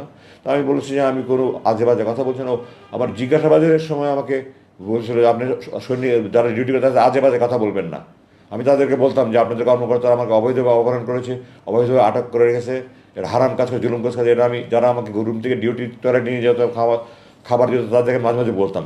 তারা এগুলো করেছে কর্তৃপক্ষ জানানোর পরে আমাদের অফিসাররা বলেছিল, তারা জিজ্ঞাসাবাদের সময় আপনি তাদের আবার আজে বাজে কথা বলেন কেন? তো আমি তাদের দৃঢ়তার সাথে বলেছি আপনারা বাংলাদেশ সেনাবাহিনীতে জিজ্ঞাসা করে আসেন। আমি বাংলাদেশ সেনাবাহিনীতে একটা আদর্শ সেনা কর্মকর্তা হিসেবে দৃষ্টান্ত স্থাপন করার সৌভাগ্য অর্জন আল্লাহ আমাকে সেই সুযোগ দিয়েছেন। আজ আমি কোনো আজে বাজে কথা বলে না। আপনারা বলেন আমি কি হতো একটা বাক্য বলেন আমি কি আজে বাজে? তারা তো এই কথা বলতে পারছে না, মুখ দিয়ে উচ্চারণ করতে পারছে না, আমরা অবৈধ কাজ করেছি, অপহরণ কাজ করেছি, এগুলো মুক্তি বলতে পারছে, খালি বলে আজে বাজে কথা বলবেন না। আমি বলি আমি কোনো আজে বাজে কথা বলি না, যা বলি আমি প্রয়োজনে কথা বলি। ওই সুপারভাইজার এসে বলে যে আপনি প্রয়োজনে কথা বলবেন না। আমি বললাম আপনার প্রয়োজন আর আমার প্রয়োজন তো এক না। আমি তাদেরকে আল্লাহ রসুলের কথা বলি, আমি আল্লাহ রসুলের কথা বলেই যাব। আমার যদি মৃত্যু হয় তাও আমি বলে যাব, আপনারা যা পারেন করেন। তারপরে শুধু কথা বলেন না আপনি কথা বলেন না, উপরস্থ কর্তৃপক্ষ জানলে অসুবিধা হবে। তো আমি সময় সুযোগ বলতে তারা জিজ্ঞাসা করতে বলতে অনেক সময় আমার মন ভালো থাকলে আমি নিজে থেকে বলতাম। তো জুলাই মাসের 5 তারিখে যে বিপ্লব হয়ে গেছে এটা তো আমি জানি না। আমাকে 5 তারিখ 10:30টার সময় এসে বললো যে আপনাকে ডাক্তারের কাছে নিয়ে যাওয়া হবে। ডাক্তার প্রথমের দিকে সকালের দিকে আসতেন। আমি তো ডাক্তারকে বললাম যে সকালের দিকে তো আমি ফজর নামাজ তাহাজ্জুদ পড়ে ফজর পড়ে ঘুমাই, আমার যদি 2টার দিকে আসে আমার সুবিধা হয়। তারপর তিনি 2টার দিকে আসতেন এবং তিনি 30শে জুলাই আমার যতটুকু মনে পড়ে শেষ দেখে গেছেন। তার মানে এই কয়েকদিন আগে আমাকে দেখে গেলো, 5 দিন আগে ডাক্তার দেখে গেলো, আমার রক্ত পরীক্ষা গেলো এবং আগে ডাক্তার রিপোর্ট আমাকে জানালো সব রিপোর্ট নর্মাল আছে। তো এখন ডাক্তারের কাছে 10:30টার সময় কোথায় নিয়ে যাবেন? বললেন আপনাকে ডাক্তারের যেতে হবে। বলে আমাকে আমার রুম থেকে চোখ হাত বেঁধে মুখোশ পরিয়ে একটা গাড়িতে করে এই 1-1.5 মিনিট গাড়ি চালিয়ে ওখানে আশেপাশে কোনো আর একটা রুমে নিয়ে গেল। এখন আমি ধারণা করি যে ব্রিগেডিয়ার জেনারেল হাসান নাসিরের নেতৃত্বে কিছু সংখ্যক সামরিক অফিসার, কর্নেল হাসিনের মতো সাহসী সামরিক অফিসার, ব্রিগেডিয়ার হাসানের সাহসী অফিসার, কিছু অফিসার বোধহয় ওই কচু খেতে যে ডিজিএফআই আছে ওই অফিসের সামনে গিয়ে তারা চিৎকার চেঁচামেচি করেছে, আমরা আজমিকে চাই, আজমিকে চাই। তখন তারা তাদের 24 ঘন্টা সময় নিয়েছে, এই ধরনের একটা কিছু সম্ভবত আমি যথাযথ শুনতে পেরেছি বাইরে এসে। ওই জন্য তারা যদি ঢুকে পড়ে এবং ওই রুমগুলোতে আমার সার্চ করে, এই জন্য তারা আমার ওদিকে সরিয়ে আরেকখানে নিয়ে গেল। 5 তারিখ রাতের কথা বলছি আমি, 10:30টায়। তারপরে ওখান থেকে আমাকে রাত্রে 2:30-3টার দিকে বললো আপনাকে আমরা হাসপাতালে নিয়ে যাব। তো আমি বললাম গত 8 বছর থেকে আমি আপনাদেরকে বলছি আমার দাঁত ভেঙে গেছে, আমার দুটা দাঁত ভেঙে গেছে, আমার কানে সমস্যা হচ্ছে, আমার চোখে দাঁত চশমা যেটা দেখছেন, আমি মুক্তির পরে ডাক্তার দিকে চশমা নিয়েছি, কিছুদিন পরে আমি চশমা পড়তে পারতাম না। আমি বলতাম আমার চোখের চিকিৎসা, তাদের স্পষ্ট জবাব, আমার চোখের চিকিৎসা হবে না, দাঁতের চিকিৎসা হবে না, কানের চিকিৎসা হবে না, এখানে রেখে যা করা যায় করা যাবে। ওনাখানে যারা ডাক্তার ছিলেন ওনারা মেডিকেল স্পেশালিস্ট ছিলেন। আমার প্রথমে যাওয়ার পর যখন চোখ বাঁধতো, এখানে আমার ঘা হয়ে গেল, তো একটা ওষুধ দিলেন, পরে এটা পুরো মুখ ঘা ছড়িয়ে গেল। যাই হোক, পরবর্তীতে ওষুধ সংক্রান্ত আমার ওই মুখে এখনও চারিদিকে অনেক সমস্যা রয়ে গেছে, চামড়ায়, হাতে পায়ে চামড়া নানান সমস্যা হয়েছে। তো আমি বললাম যে এত 8 বছর ধরে আমি বলছি আপনাদের কাছে আমাকে হাসপাতালে নিয়ে যান, আপনারা হাসপাতালে নিয়ে যেতেন না, এখন রাত 3টার সময় আপনার হাসপাতালে নিয়ে যেতে কী কথা? তো বলে না, যেতে হবে। তো তার যেতে হবে বলে তার কিছু উপায় নেই, চোখ হাত বেঁধে আবার মুখোশ পরে অ্যাম্বুলেন্সে করে যাচ্ছে রাত 3টার দিকে যাচ্ছে আর শেষ নাই। তো আমি বললাম যে ঢাকা শহরে কোনো হাসপাতাল তো এত দূরে না, আপনারা কোথায় হাসপাতালে নিয়ে যাচ্ছেন? তখন জবাব দিল না। তারপরে রাস্তা ভাঙাচোরা। তো বললাম যে ঢাকা শহরের রাস্তা তো এত ভাঙাচোরা না, আপনারা কি আমাকে কোথাও গ্রামের দিকে নিয়ে যাচ্ছেন নাকি? তারও কোনো জবাব দিল না। আমাকে নতুন একখানে নিয়ে গেল, নিয়ে গিয়ে ওই ওরকম বন্দিশালার মতো একটা বন্দিশালা, এটাতে অবশ্য অ্যাটাচ টয়লেট ছিল, ছোট রুম, একটা খাট, একটা টেবিল ছিল। তো আমাকে বললো আপনি এখানে থাকেন না। তখন ওখানে রুমে একটা ঘড়ি ছিল, ঘড়িতে দেখলাম তখন সকাল প্রায় 5:45। তো প্রায় 3 ঘন্টার মতো ড্রাইভ করে তারা আমাকে নিয়ে গেল, এবং আমার ধারণা ঢাকার বাইরে কোনো একখানে নিয়ে গেছে। এবং আমি যতটুকু অনুমান করতে পারি, এখন যেটা অনুমান করছি, রাস্তাঘাটে যে ছাত্ররা রাস্তাঘাটে গাড়ি চেক করছিল, তারা আমাকে পাকা রাস্তা দিয়ে নিতে সাহস করেনি, তারা আমাকে গ্রামের রাস্তা দিয়ে নিয়ে গেছে। এটা এখন আমি অনুমান করে বলছি। তো আমাকে ওখানে না বললো আপনি এখানে থাকেন। আমি বললাম আপনারা আমার হাসপাতালের কথা বলে এখানে কোথায় নিয়ে আসলেন? আরেক বন্দিখানায়। বলে থাকেন, আমাকে পরে জানানো হবে। তো এটা 6 তারিখ সকালের কথা বলছি। 6 তারিখ দুপুরে আমাকে বললো আপনাকে আজকে রাতটা মুক্তি দেওয়া হতে পারে। একজনে বললো আমাকে আপনার কাপড়ের সাইজ বলেন। তো আমি বললাম তো আমি সাধারণত গার্মেন্টের কাপড় পরি না, আমি সাইজ বলতে পারবো না। তো তারা একটা কাপড় নিয়ে আসলো, আমাকে দেখালো যে আমি যে কাপড়টা আপনার প্রথম দেখেছেন, আমি প্রথম মুক্তি পরে যে একটা প্যান্ট শার্ট গাঞ্জি পরেছিলাম, ওই কাপড়গুলো, ওটা পরে দেখলাম ঠিক আছে। তো বললো আমরা রাত্রে 2:30-3টার দিকে আপনাকে নিয়ে যাব। তো 2:30-3টার দিকে এসে বললো যে আমরা আজকে কোনো একটা বিশেষ অসুবিধার কারণে নিতে পারছি না, আপনার কালকে মুক্তি হবে। আমার অপেক্ষা করা ছাড়া তো কোনো উপায় নেই, আমি বাইরের কোনো জগতের কোনো খবরই নাই আমার কাছে। পরের দিন সকালবেলা দুপুরে আমাকে এসে বললো আজকে রাত 9টার দিকে আপনাকে নিয়ে যাব। আমি সাধারণত 9:30 দিকে ভাত খেতাম, বললো রাত 9টার দিকে আপনি নিয়ে যাওয়া হবে, আপনাকে 8টার দিকে ভাত দিয়ে দেবো, এর মধ্যে আপনার খাবার টাবার খেয়ে রেডি হয়ে যাবেন। তো আমি সেই অনুযায়ী রেডি হয়ে গেলাম। তখন তো আমি কোথায় নিয়ে যায়, আবার কোথায় নিয়ে মেরে ফেলে, কিন্তু আমি তো কোনো কিছু সব কিছু অনিশ্চয়তার মধ্যে। আমাকে এগুলি ভাওতা দিয়ে আমাকে কোথাও নিয়ে গুম করে মেরে ফেলবে, লাশ কোথায় ফেলে রাখবে, এই আশঙ্কায় তখন থেকে খাবারও মুখে আসে না। যাই হোক, সামান্য কিছু খেয়ে আমি রেডি হয়ে থাকলাম। তার 9:15 দিকে আমার নিয়ে রওনা হলো। প্রায় 2.5 ঘন্টার মধ্যে গাড়ি চালিয়ে আমাকে সেই টাঙ্গাইল যমুনার রাস্তা এলেঙ্গায় রাস্তার পাশে নিয়ে আমাকে চোখ হাত বেঁধে ছেড়ে দিল। আমাকে কিছু টাকা দিল আপনার বাস ভাড়া। তোমায় বললাম এটা কোথায়? ওরা ওই যে সামনে বাস স্ট্যান্ড আছে, ওই দিকে পিছন দিক থেকে গাড়ি আসবে, আপনি বাস স্ট্যান্ডে গেলে যেতে পারেন। খুব আমাকে কিছু টাকা ভাড়া দিয়ে দিল, বললো আপনি মুক্তি, আপনি এখন মুক্ত, আপনি যেতে পারেন। জিজ্ঞাসা করলাম রাত কটা বাজে? তখন রাত 12:15। তো তারপরে আমি গাড়ি থেকে নেমে আমার এই আমাকে আমি প্রকাশ করতে পারবো না, আমি আকাশের দিকে চাকে চিৎকার, আল্লাহ আকবার, আলহামদুলিল্লাহ, আল্লাহ তুমি রহমান রহিম, তুমি করিম, আল্লাহ আমি তো 8 বছর পরে তোমার আকাশ দেখছি, তোমার তারা দেখছি, তোমার মেঘ দেখছি, তোমার চাঁদ দেখছি, আল্লাহ মাটির দিকে থাকে বলবো আল্লাহ তোমার মাটির মানুষ আমি, তুমি আমার সে মাটি দেখাচ্ছ 8 বছর পরে। আমি বেগে উত্তেজনায় কতক্ষণ মধ্যে বলতে পারবো না। তখন হঠাৎ করে মাথা একদম চোখ মুখ অন্ধকার হয়ে আসলো। আমি গাড়ি থেকে নামিয়ে দাঁড়িয়েছিলাম, আমার জিপে ওর নিয়ে গেছিলো, ডানে একজন বসা, বামে একজন বসা। তো আমি বললাম আমার মাথা ঘুরাচ্ছে, আমি একটু বসতে পারি? বলে আচ্ছা বসেন। বসলাম, কিছুক্ষণ পরে বললাম ঠিক আছে আমি যেতে পারবো। আমি নামলাম, আমার বামে যে বসা ছিল সে আমাকে হাতে টাকা দিল, আপনি টাকা নেন। তো আমি বললাম এখানে ঢাকার ভাড়া কত? বলে জানি না ঠিক। এখানে কত টাকা? 5,000 টাকা। আমি বললাম আমি আপনাদের টাকার মুখোপক্ষী নেই, আল্লাহ আপনাদেরকে আপনাদের টাকার মুখোপক্ষী করেনি, আমার টাকার দরকার নেই, আমার এখান থেকে ঢাকার ভাড়া যতটুকু শুধু ততটুকু ভাড়া দেন। বললো না আপনি নিয়ে যান, আপনি না যা করেন করেন, আপনি দান করেন, আমাদেরকে টাকা আপনাকে দিতে হবে। তো তাদের সাথে আর 1 সেকেন্ড কথা বলার মতো আমার রুচি ছিল না। তারা আমাকে নামিয়ে দিয়ে চলে গেল। সবাই মুখোশ করা ছিল, যার ফলে দেখার কোনো সুযোগ নেই। আমি খুব সংক্ষেপে বাকি রয়ে শেষ করে দিচ্ছি। মাটিটা একটু এলোমেলো ছিল, উঁচু নিচু ছিল, আমি ঠিকমতো হাঁটতে পারছিলাম না। আবেগে উত্তেজনায় রাস্তা উঁচু নিচু, দুর্বলতার সময় হাঁটতে পারছিলাম না। এর মধ্যে হঠাৎ করে দেখলাম একটা পিছুতে দাঁড়িয়ে এসে ওই সামনে বাস স্ট্যান্ডে দাঁড়ালো। আমার তখন মনে হয় যেন পারলে উড়ে গিয়ে ঝাঁপিয়ে বাসের মধ্যে উঠি। কীভাবে যে আমি 100 গজের মতো রাস্তা দৌড়ে ওই অবস্থা পার হয়েছে আমি এখন কল্পনা করতে পারি না। দৌড়ে গিয়ে জিজ্ঞাসা করলাম আপনাকে ঢাকা যাবেন? আমরা ঢাকা যাবো না, চিরাং যাবো। আপনি ঢাকায় কোথায় যাবেন? আমি বললাম আমাকে টেকনিক্যাল মোড়ে যদি নামিয়ে দিতে পারেন বা গাবতলী মোড়ে, টেকনিক্যাল মোড়ে নামাবো, আপনি উঠেন। তো আমি বাসে উঠলাম, উঠে পিছনের দিকে গিয়ে একজনের কাছে বললাম যে আমার তো মোবাইল নম্বর না, আমার 2টা নম্বর ফোন নাম্বার আমার জানা ছিল, আমার স্ত্রীর নাম্বার আর আমার চাচাতো ভাইয়ের নাম্বার, এই নাম্বার দুটো মনে ছিল। আমি দুজনকে ফোন করে বললাম, তারা আরও লোকজনকে নিয়ে তারা ওখান থেকে টেকনিক্যাল মোড়ে এসে আমাকে ওখানে নামিয়ে নিল। তারপরে তো ওখান থেকে আমি প্রথমে হাসপাতালে নিয়ে আমাকে কিছু চেক আপটা করে আমি 7 তারিখ রাতের কথা বলছি, এটা 8 তারিখ ভোর নাগাদ আমি বাসায় গিয়ে পৌঁছালাম। ওই 7-8 তারিখ রাতে সারা রাত ঘুম নাই, 8-9 তারিখেও আমার সারা রাত ঘুম নাই, আত্মীয় স্বজন সব আসছে। 9 তারিখ রাতে আমি অজ্ঞান হয়ে গেলাম। তারপরে আমাকে হাসপাতালে নিয়ে আসা হলো। আমি তখন থেকে চিকিৎসাধীন আছে। আমার শরীরে নানা রকমের সমস্যা, বড় খুব বেশি সমস্যা না হলে নানা রকমের সমস্যায় ভুগছি। এগুলো চিকিৎসা চলছে। আমি এই চিকিৎসার কারণে আপনাদের কাছে আসতে বিলম্ব হলো আমার মোটামুটি এই ছিল আমার বন্দি জীবনের দুর্দশার কথা। আমি আমার বাকি খুব সংক্ষিপ্তভাবে শেষ করব। আমি এখানে বলতে চাই আমার মূল দুটা কারণে তারা আমাকে ধরে রেখেছে। এক, আমার পৈতৃক পরিচয়, আমার পারিবারিক পরিচয়। 2, আমি ভারত বিরোধী। এবং এটা স্পষ্ট যে আমি বিদেশি চক্রের গভীর ষড়যন্ত্র শিকার হিসাবে তারা আমাকে আটকে রেখেছিল। মুক্তির সিদ্ধান্ত দেওয়ার পরেও বিদেশি প্রভুদের হুকুমে আমাকে আটকে রাখা হয়েছিল। আমি আমার নিজের ঢোল পিটাতে চাই না, কিন্তু আমার বরখাস্তর কাহিনী আপনাদেরকে না বললে আপনারা বুঝবেন না। আমাকে এই সরকার যখন 96 থেকে 2000, এই বিগত সরকার, এর আগে 96 থেকে 2001 আমার বাংলাদেশ সেনাবাহিনীর মিলিটারি একাডেমি যেমন দেখে প্রশিক্ষণ, ওখান থেকে আমার যে রেজাল্ট আমাকে আল্লাহর দয়া বাবার দোয়া করে দিয়েছে। আমার জানা মতে বাংলাদেশ সেনাবাহিনীতে এই রেজাল্টকে ভঙ্গ করতে পারেনি। আমার সারা চাকরি জীবনে আমার যে রেজাল্ট করেছি আমার জানা নেই কেউ আমার থেকে ভালো রেজাল্ট করেছে কি না।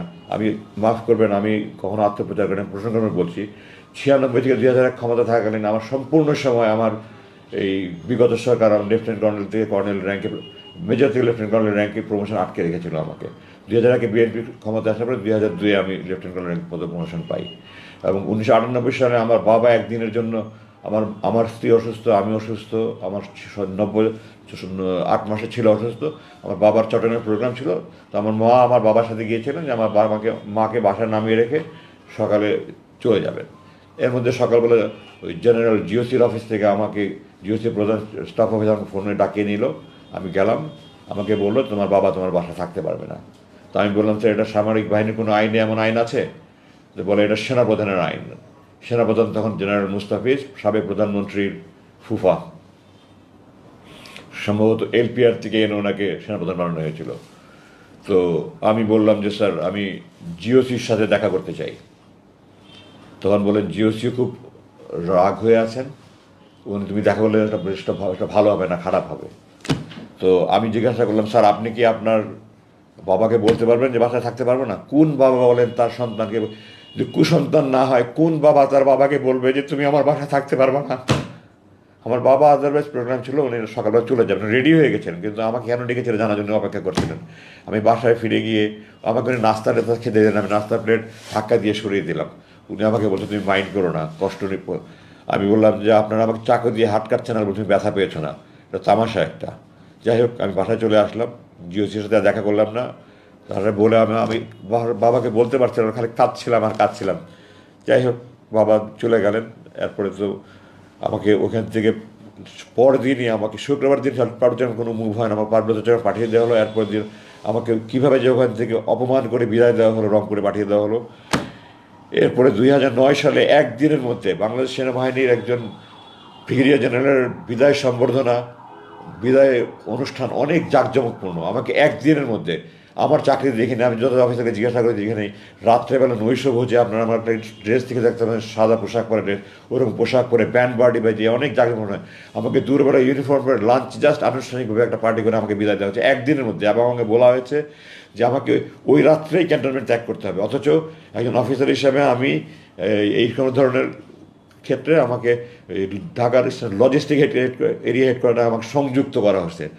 সংযুক্ত সময়ের জন্য সবসময় কারণ দেখাতে, কোনো কারণ ছাড়া আমাকে সংযুক্ত করা হয়েছে, এবং আমাকে ওই সময় আমি মোট 12 দিন প্রাপ্য ছিলাম। আমাকে একদিনের মধ্যে, রাতের মধ্যে ওখান থেকে ত্যাগ করতে বাধ্য করা হয়েছে।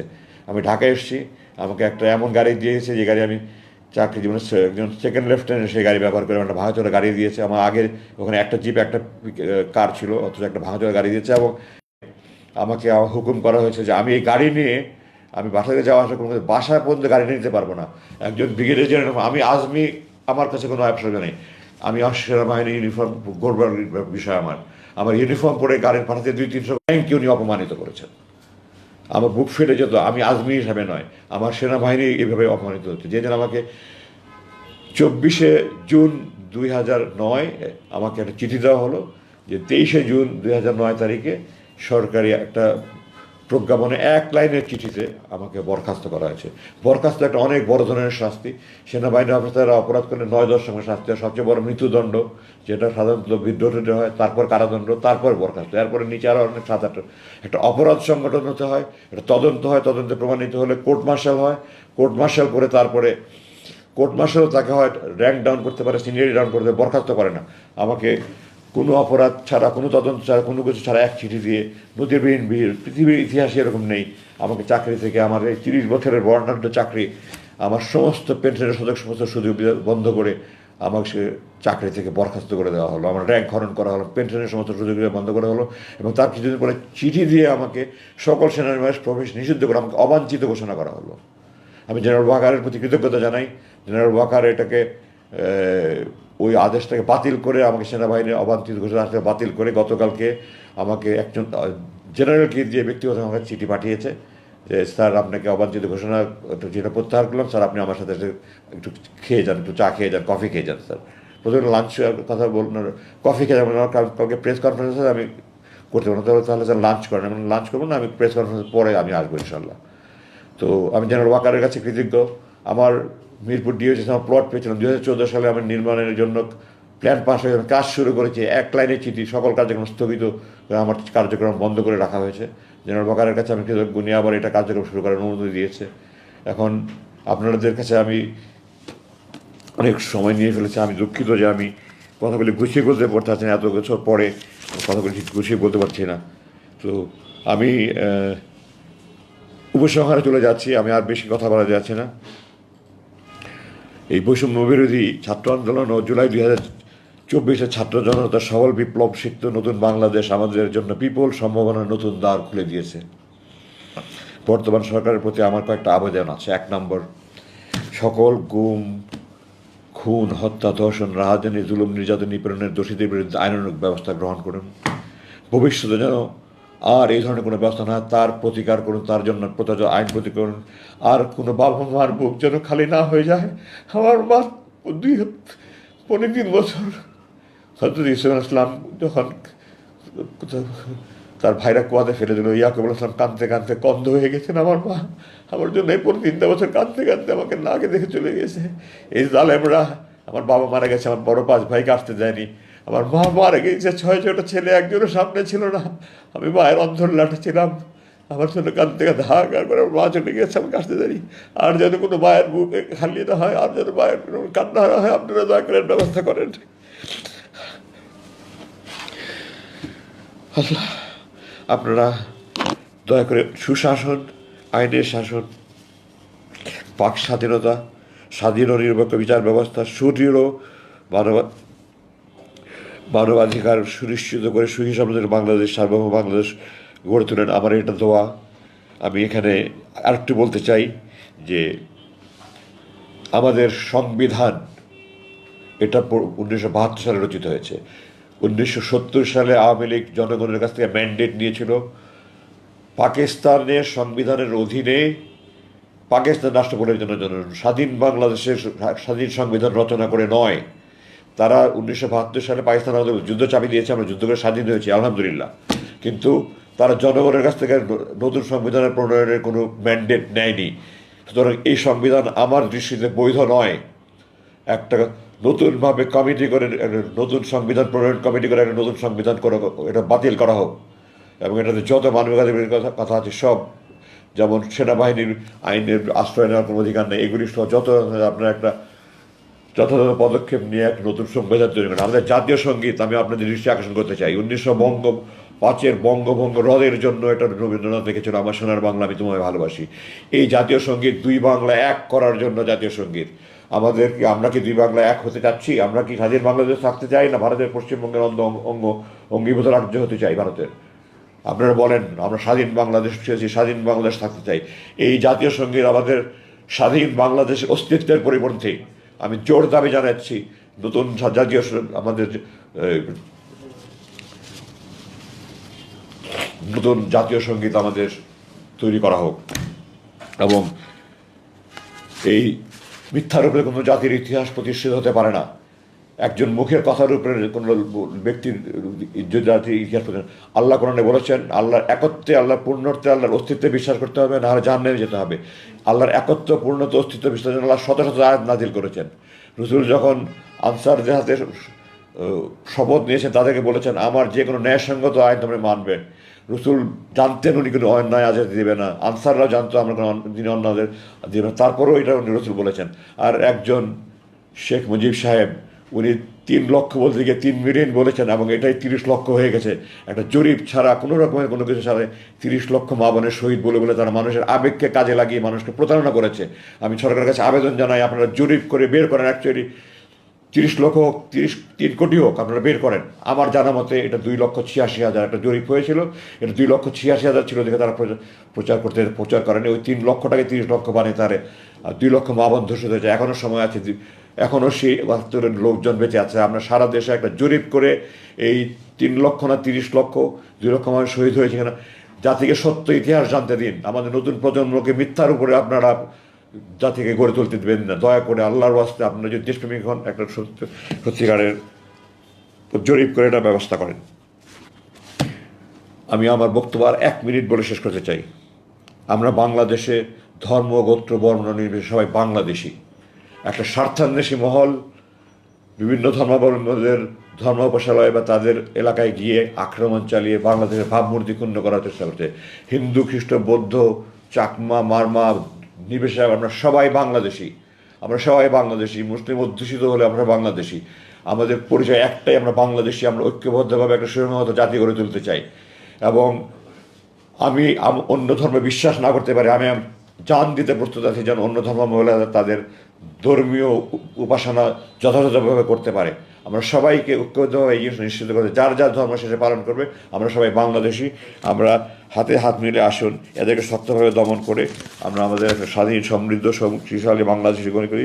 আমাদের স্বপ্নের বাংলাদেশ চলে, আমাদের প্রাণ দিয়ে, বহু প্রাণের বিনিময়ে এই অর্জিত বাংলাদেশ, নতুন দ্বিতীয় বাংলাদেশ স্বাধীনতার যে শহীদ এবং বীরত্বপূর্ণ যারা কাজ করে তাদেরকে যথাযথ খেতাব দিয়ে পুরস্কৃত করে আমাদের যার যার দায়িত্ব পালন করে আমরা একটা সুখী, সমৃদ্ধ, আমাদের প্রাণের বাংলাদেশ, সুখের বাংলাদেশ, সমৃদ্ধশালী বাংলাদেশ গড়ে তুলি, এই আবেদন রেখে আমি আমার বক্তব্য শেষ করছি। আমি দুঃখিত, আপনাদের কাছে অনেক বেশি সময় নিয়ে ফেলাম। আমার এত লম্বা সময় না আবেদন ছিল না, কিন্তু আমি আমার আবেগ ধরে রাখতে পারিনি। আপনাদের সামনে 8 বছর কথা বলতে পারিনি, আমার মুখ বন্ধ ছিল। আপনারা ক্ষমা করবেন যদি আপনাদের বেশি সময় নিয়ে থাকি। আপনাদের যদি কোনো প্রশ্ন থাকে আপনারা এখন করতে পারেন। ধন্যবাদ। আসসালামু আলাইকুম।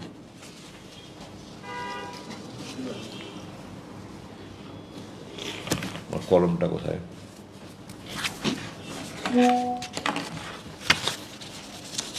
উন্মুক্ত, আপনার প্রশ্ন থাকলে করতে পারেন। আচ্ছা, আছে, ওরা একজন করে ফ্লোর দেওয়া হচ্ছে। আমি প্রশ্নটা পরিষ্কার শুনতে পাবো তো? ওখানে দেখতেও পারো।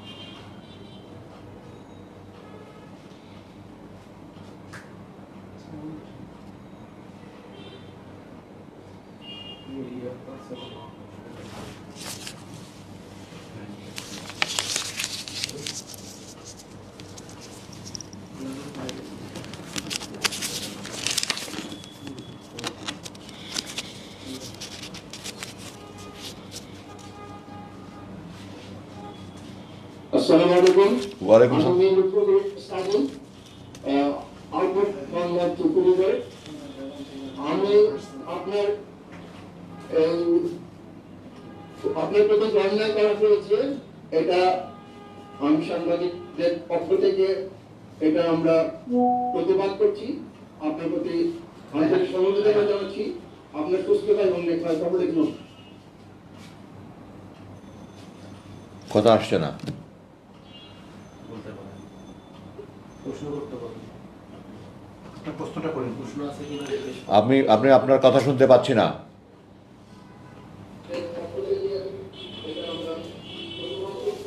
কথাই বলে না।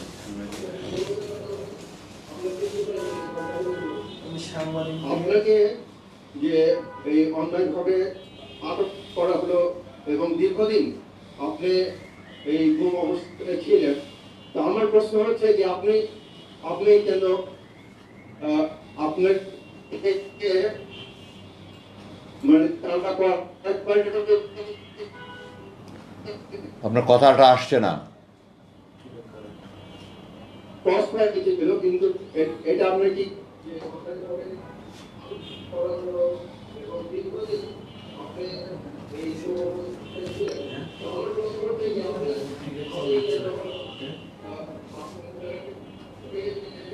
ডিস্টার্ব করছে কেন?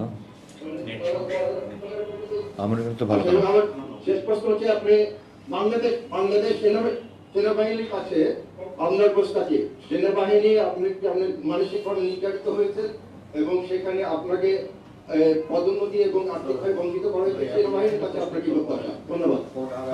আচ্ছা, ধন্যবাদ। আপনার নামটা বোধহয় সম্ভবত সাদি বলেছিলেন, সাদি সাহেব, ধন্যবাদ। আমার সেনাবাহিনী আমার প্রাণের সংগঠন। আমি আপনাদের কাছে একটা কথা স্পষ্টভাবে বলে দিতে চাই, সেনাবাহিনী এদেশের ঐক্যের প্রতীক, এদেশের মানুষের আশা আকাঙ্ক্ষার প্রতীক। সেনাবাহিনী এদেশের সেনাবাহিনী এবং দেশপ্রেমিক সেনাবাহিনী। আমার সাথে যে সমস্ত অন্যায় বিচার করা হয়েছে, সেনাবাহিনীর কোনো আইনের বলে করা হয়নি। এগুলি কিছু অসাধ্য অফিসার, কিছু স্বার্থান্বেষী অফিসার, কিছু বিদ্বেষপূর্ণ মনোভাবপূর্ণ অফিসার আমাকে বিভিন্ন সময় বিভিন্ন রকমভাবে ভুগিয়েছে আমার পৈতৃক পরিচয়ের কারণে, আমার ভালো রেজাল্ট থাকা সত্ত্বেও। আমার সেনাবাহিনীর ব্যাপারে আপনারা ভুল বুঝবেন না, প্লিজ। আপনারা আমার সেনাবাহিনীকে দোষ দেবেন না। আমার সেনাবাহিনী আমার প্রাণের সংগঠন। আপনারা সেনাবাহিনীকে ভুল বুঝলে আমি কষ্ট পাবো। সেনাবাহিনীর কোনো দোষ নেই, এটা ব্যক্তির দোষ। আমাদের দেশ, আমরা ব্যক্তি স্বার্থের ঊর্ধ্বে অনেকে উঠতে পারি না। তো ব্যক্তি স্বার্থ, বিদ্বেষ, এগুলোর উপর অনেক আমরা উঠতে পারি না। এই কারণে কিছু কিছু ব্যক্তি আমার প্রতি অন্যায় করেছে, জুলুম করেছে, এগুলো তাদের ব্যক্তিগত দোষ। সেনাবাহিনীর কোনো দোষ নেই। এবং বর্তমান সেনাবাহিনীর প্রধান, উনি আমাকে দেখা করেছেন এবং আমাকে উনি দাওয়াত দিয়েছেন ওনাকে যাওয়ার জন্য। আমি হয়তো ইনশাআল্লাহ কিছুক্ষণ পরে ওনার আপনাদের শেষ করে যাব। উনি আমাকে প্রতিশ্রুতি দিয়েছেন আমার সাথে যা যা অন্যায় হয়েছে সব কিছুর উনি প্রতিকার করবেন। যেমন আমি অলরেডি আপনাকে উদাহরণ দিয়ে, আমাকে অবাঞ্ছিত ঘোষণা করা হয়েছিল, উনি এটা প্রত্যাহার করে অলরেডি চিঠি দিয়ে একজন জেনারেলকে পাঠিয়েছেন, লেফটেন্যান্ট জেনারেলকে পাঠিয়েছেন। হাতে হাতে আমার কাছে গতকালকে এটা হস্তান্তর করা হয়েছে। উনি আমাকে যে গুম করেছিল, কারা করেছিল, এর জন্য উনি একজন লেফটেন্যান্ট জেনারেল র্যাঙ্কের অফিসারকে চেয়ারম্যান করে, একজন মেজর জেনারেল র্যাঙ্ক এবং 3জন ব্রিগেডিয়ার জেনারেল র্যাঙ্কের অফিসারকে যে একটা কমিটি করে শুধুমাত্র আমার ব্যাপারটা তদন্ত করার জন্য উনি কমিটি করে দিয়েছেন। এটার জন্য আমি ওনার কাছে কৃতজ্ঞ। আমার বিল্ডিং নির্মাণ স্থগিত ছিল, ওটার জন্য উনি পারমিশন অলরেডি দিয়ে দিয়েছেন, কাজ ইনশাল্লাহ শীঘ্রই শুরু হয়ে যাবে। এটার জন্য আমি ওনার কাছে কৃতজ্ঞ। উনি আমার পেনশনের ব্যাপার উনি আমাকে আশ্বাস দিয়েছেন, ওনার পক্ষে সর্বাত্মক যা কিছু সম্ভব করার উনি করবেন। এবং আমি ওনাকে বলেছি যে আমি ব্রিগেডিয়ার জেনারেল র্যাঙ্কে অবসরপ্রাপ্ত আমি গ্রহণ করব না। আমি ব্রিগেডিয়ার র্যাঙ্কে যে আমাকে বরখাস্ত করা হয়েছে, আমি সেই বরখাস্তর আদেশ প্রত্যাহার করতে হবে। দ্বিতীয়ত, আমাকে চাকরিতে পুনর্বহাল দেখাতে হবে। তৃতীয়ত, আমি আমার ব্যাচে আমি প্রথম স্থানান্তর করেছি। সমস্ত রেকর্ড রেজাল্ট আমার তাদের কাছে আছে। আমার ব্যাচমেটরা যারা 50 মেধা তালিকা 50তম তারা যে মেজর জেনারেল লেফটেন্যান্ট জেনারেল হয়েছে। তো আমার ব্যাচমেটে যেদিন মেজর জেনারেল র্যাঙ্কে প্রমোশন পেয়েছে সেই দিন আমাকে মেজর র্যাঙ্ক প্রমোশন দেখাতে হবে। আমার ব্যাচমেটে যেদিন লেফটেন্যান্ট র্যাঙ্কে পদোন্নতি হয়েছে আমাকে সেই দিন লেফটেন্যান্ট র্যাঙ্কে পদোন্নতি দেখাতে হবে। এবং আমার সরকারি চাকরির সম্পূর্ণ সময়সীমা যে 59 বছর, 1 বছর এলপিআর সহ আমাকে পূর্ণ সময়ের সকল সুবিধা সহ আমাকে অবসরে দেখাতে হবে। আমি এর থেকে কম কোনো কিছু গ্রহণ করবো না। এর থেকে যদি এটা না করা হয় তাহলে আমি আইনে আশ্রয় নেব। এবং উনি আমাকে প্রতিশ্রুতি দিয়েছেন যে উনি ওনার সাধ্যের মধ্যে থাকে উনি এটা করবেন, ওনার সাধ্যের মধ্যে না থাকলে উনি প্রয়োজনে উনি এই তত্ত্বাবধায়ক সরকার প্রধানমন্ত্রীর সাথে কথা বলে উনি এটা ব্যবস্থা করবেন, এই ধরনের আমাকে উনি প্রতিশ্রুতি দিয়েছেন। এবং আশা করি, আমি জেনারেল ওয়াকারকে ব্যক্তিগতভাবে অত্যন্ত স্নেহ করি, সে আমার ছাত্র ছিল, আমি তাকে ভালোবাসি, সে একটা ভালো মানুষ এবং দেশপ্রেমিক মানুষ, না হলে আজকে যে ভূমিকা সে পালন করেছে এটা করতো না। এবং আমি দৃঢ়ভাবে বিশ্বাস করি যে প্রতিশ্রুতি দিয়েছে সেই প্রতিশ্রুতি পালন করবেন। তো আশাবাদী, ইনশাআল্লাহ আপনারা দোয়া করেন আমার প্রত্যাশা যেন পূরণ হয়, উনি যেন ওনার দায়িত্ব পালন করে আমাকে আমার যে ক্ষতিপূরণ হয়েছে এই ক্ষতিপূরণগুলি উনি করে দিতে পারেন। ধন্যবাদ। জি ভাই, নেক্সট প্রশ্ন করেন, নেক্সট প্রশ্নটা করেন, নেক্সট প্রশ্নটা করেন। জি নেক্সট প্রশ্নটা করেন, এখানে করেন।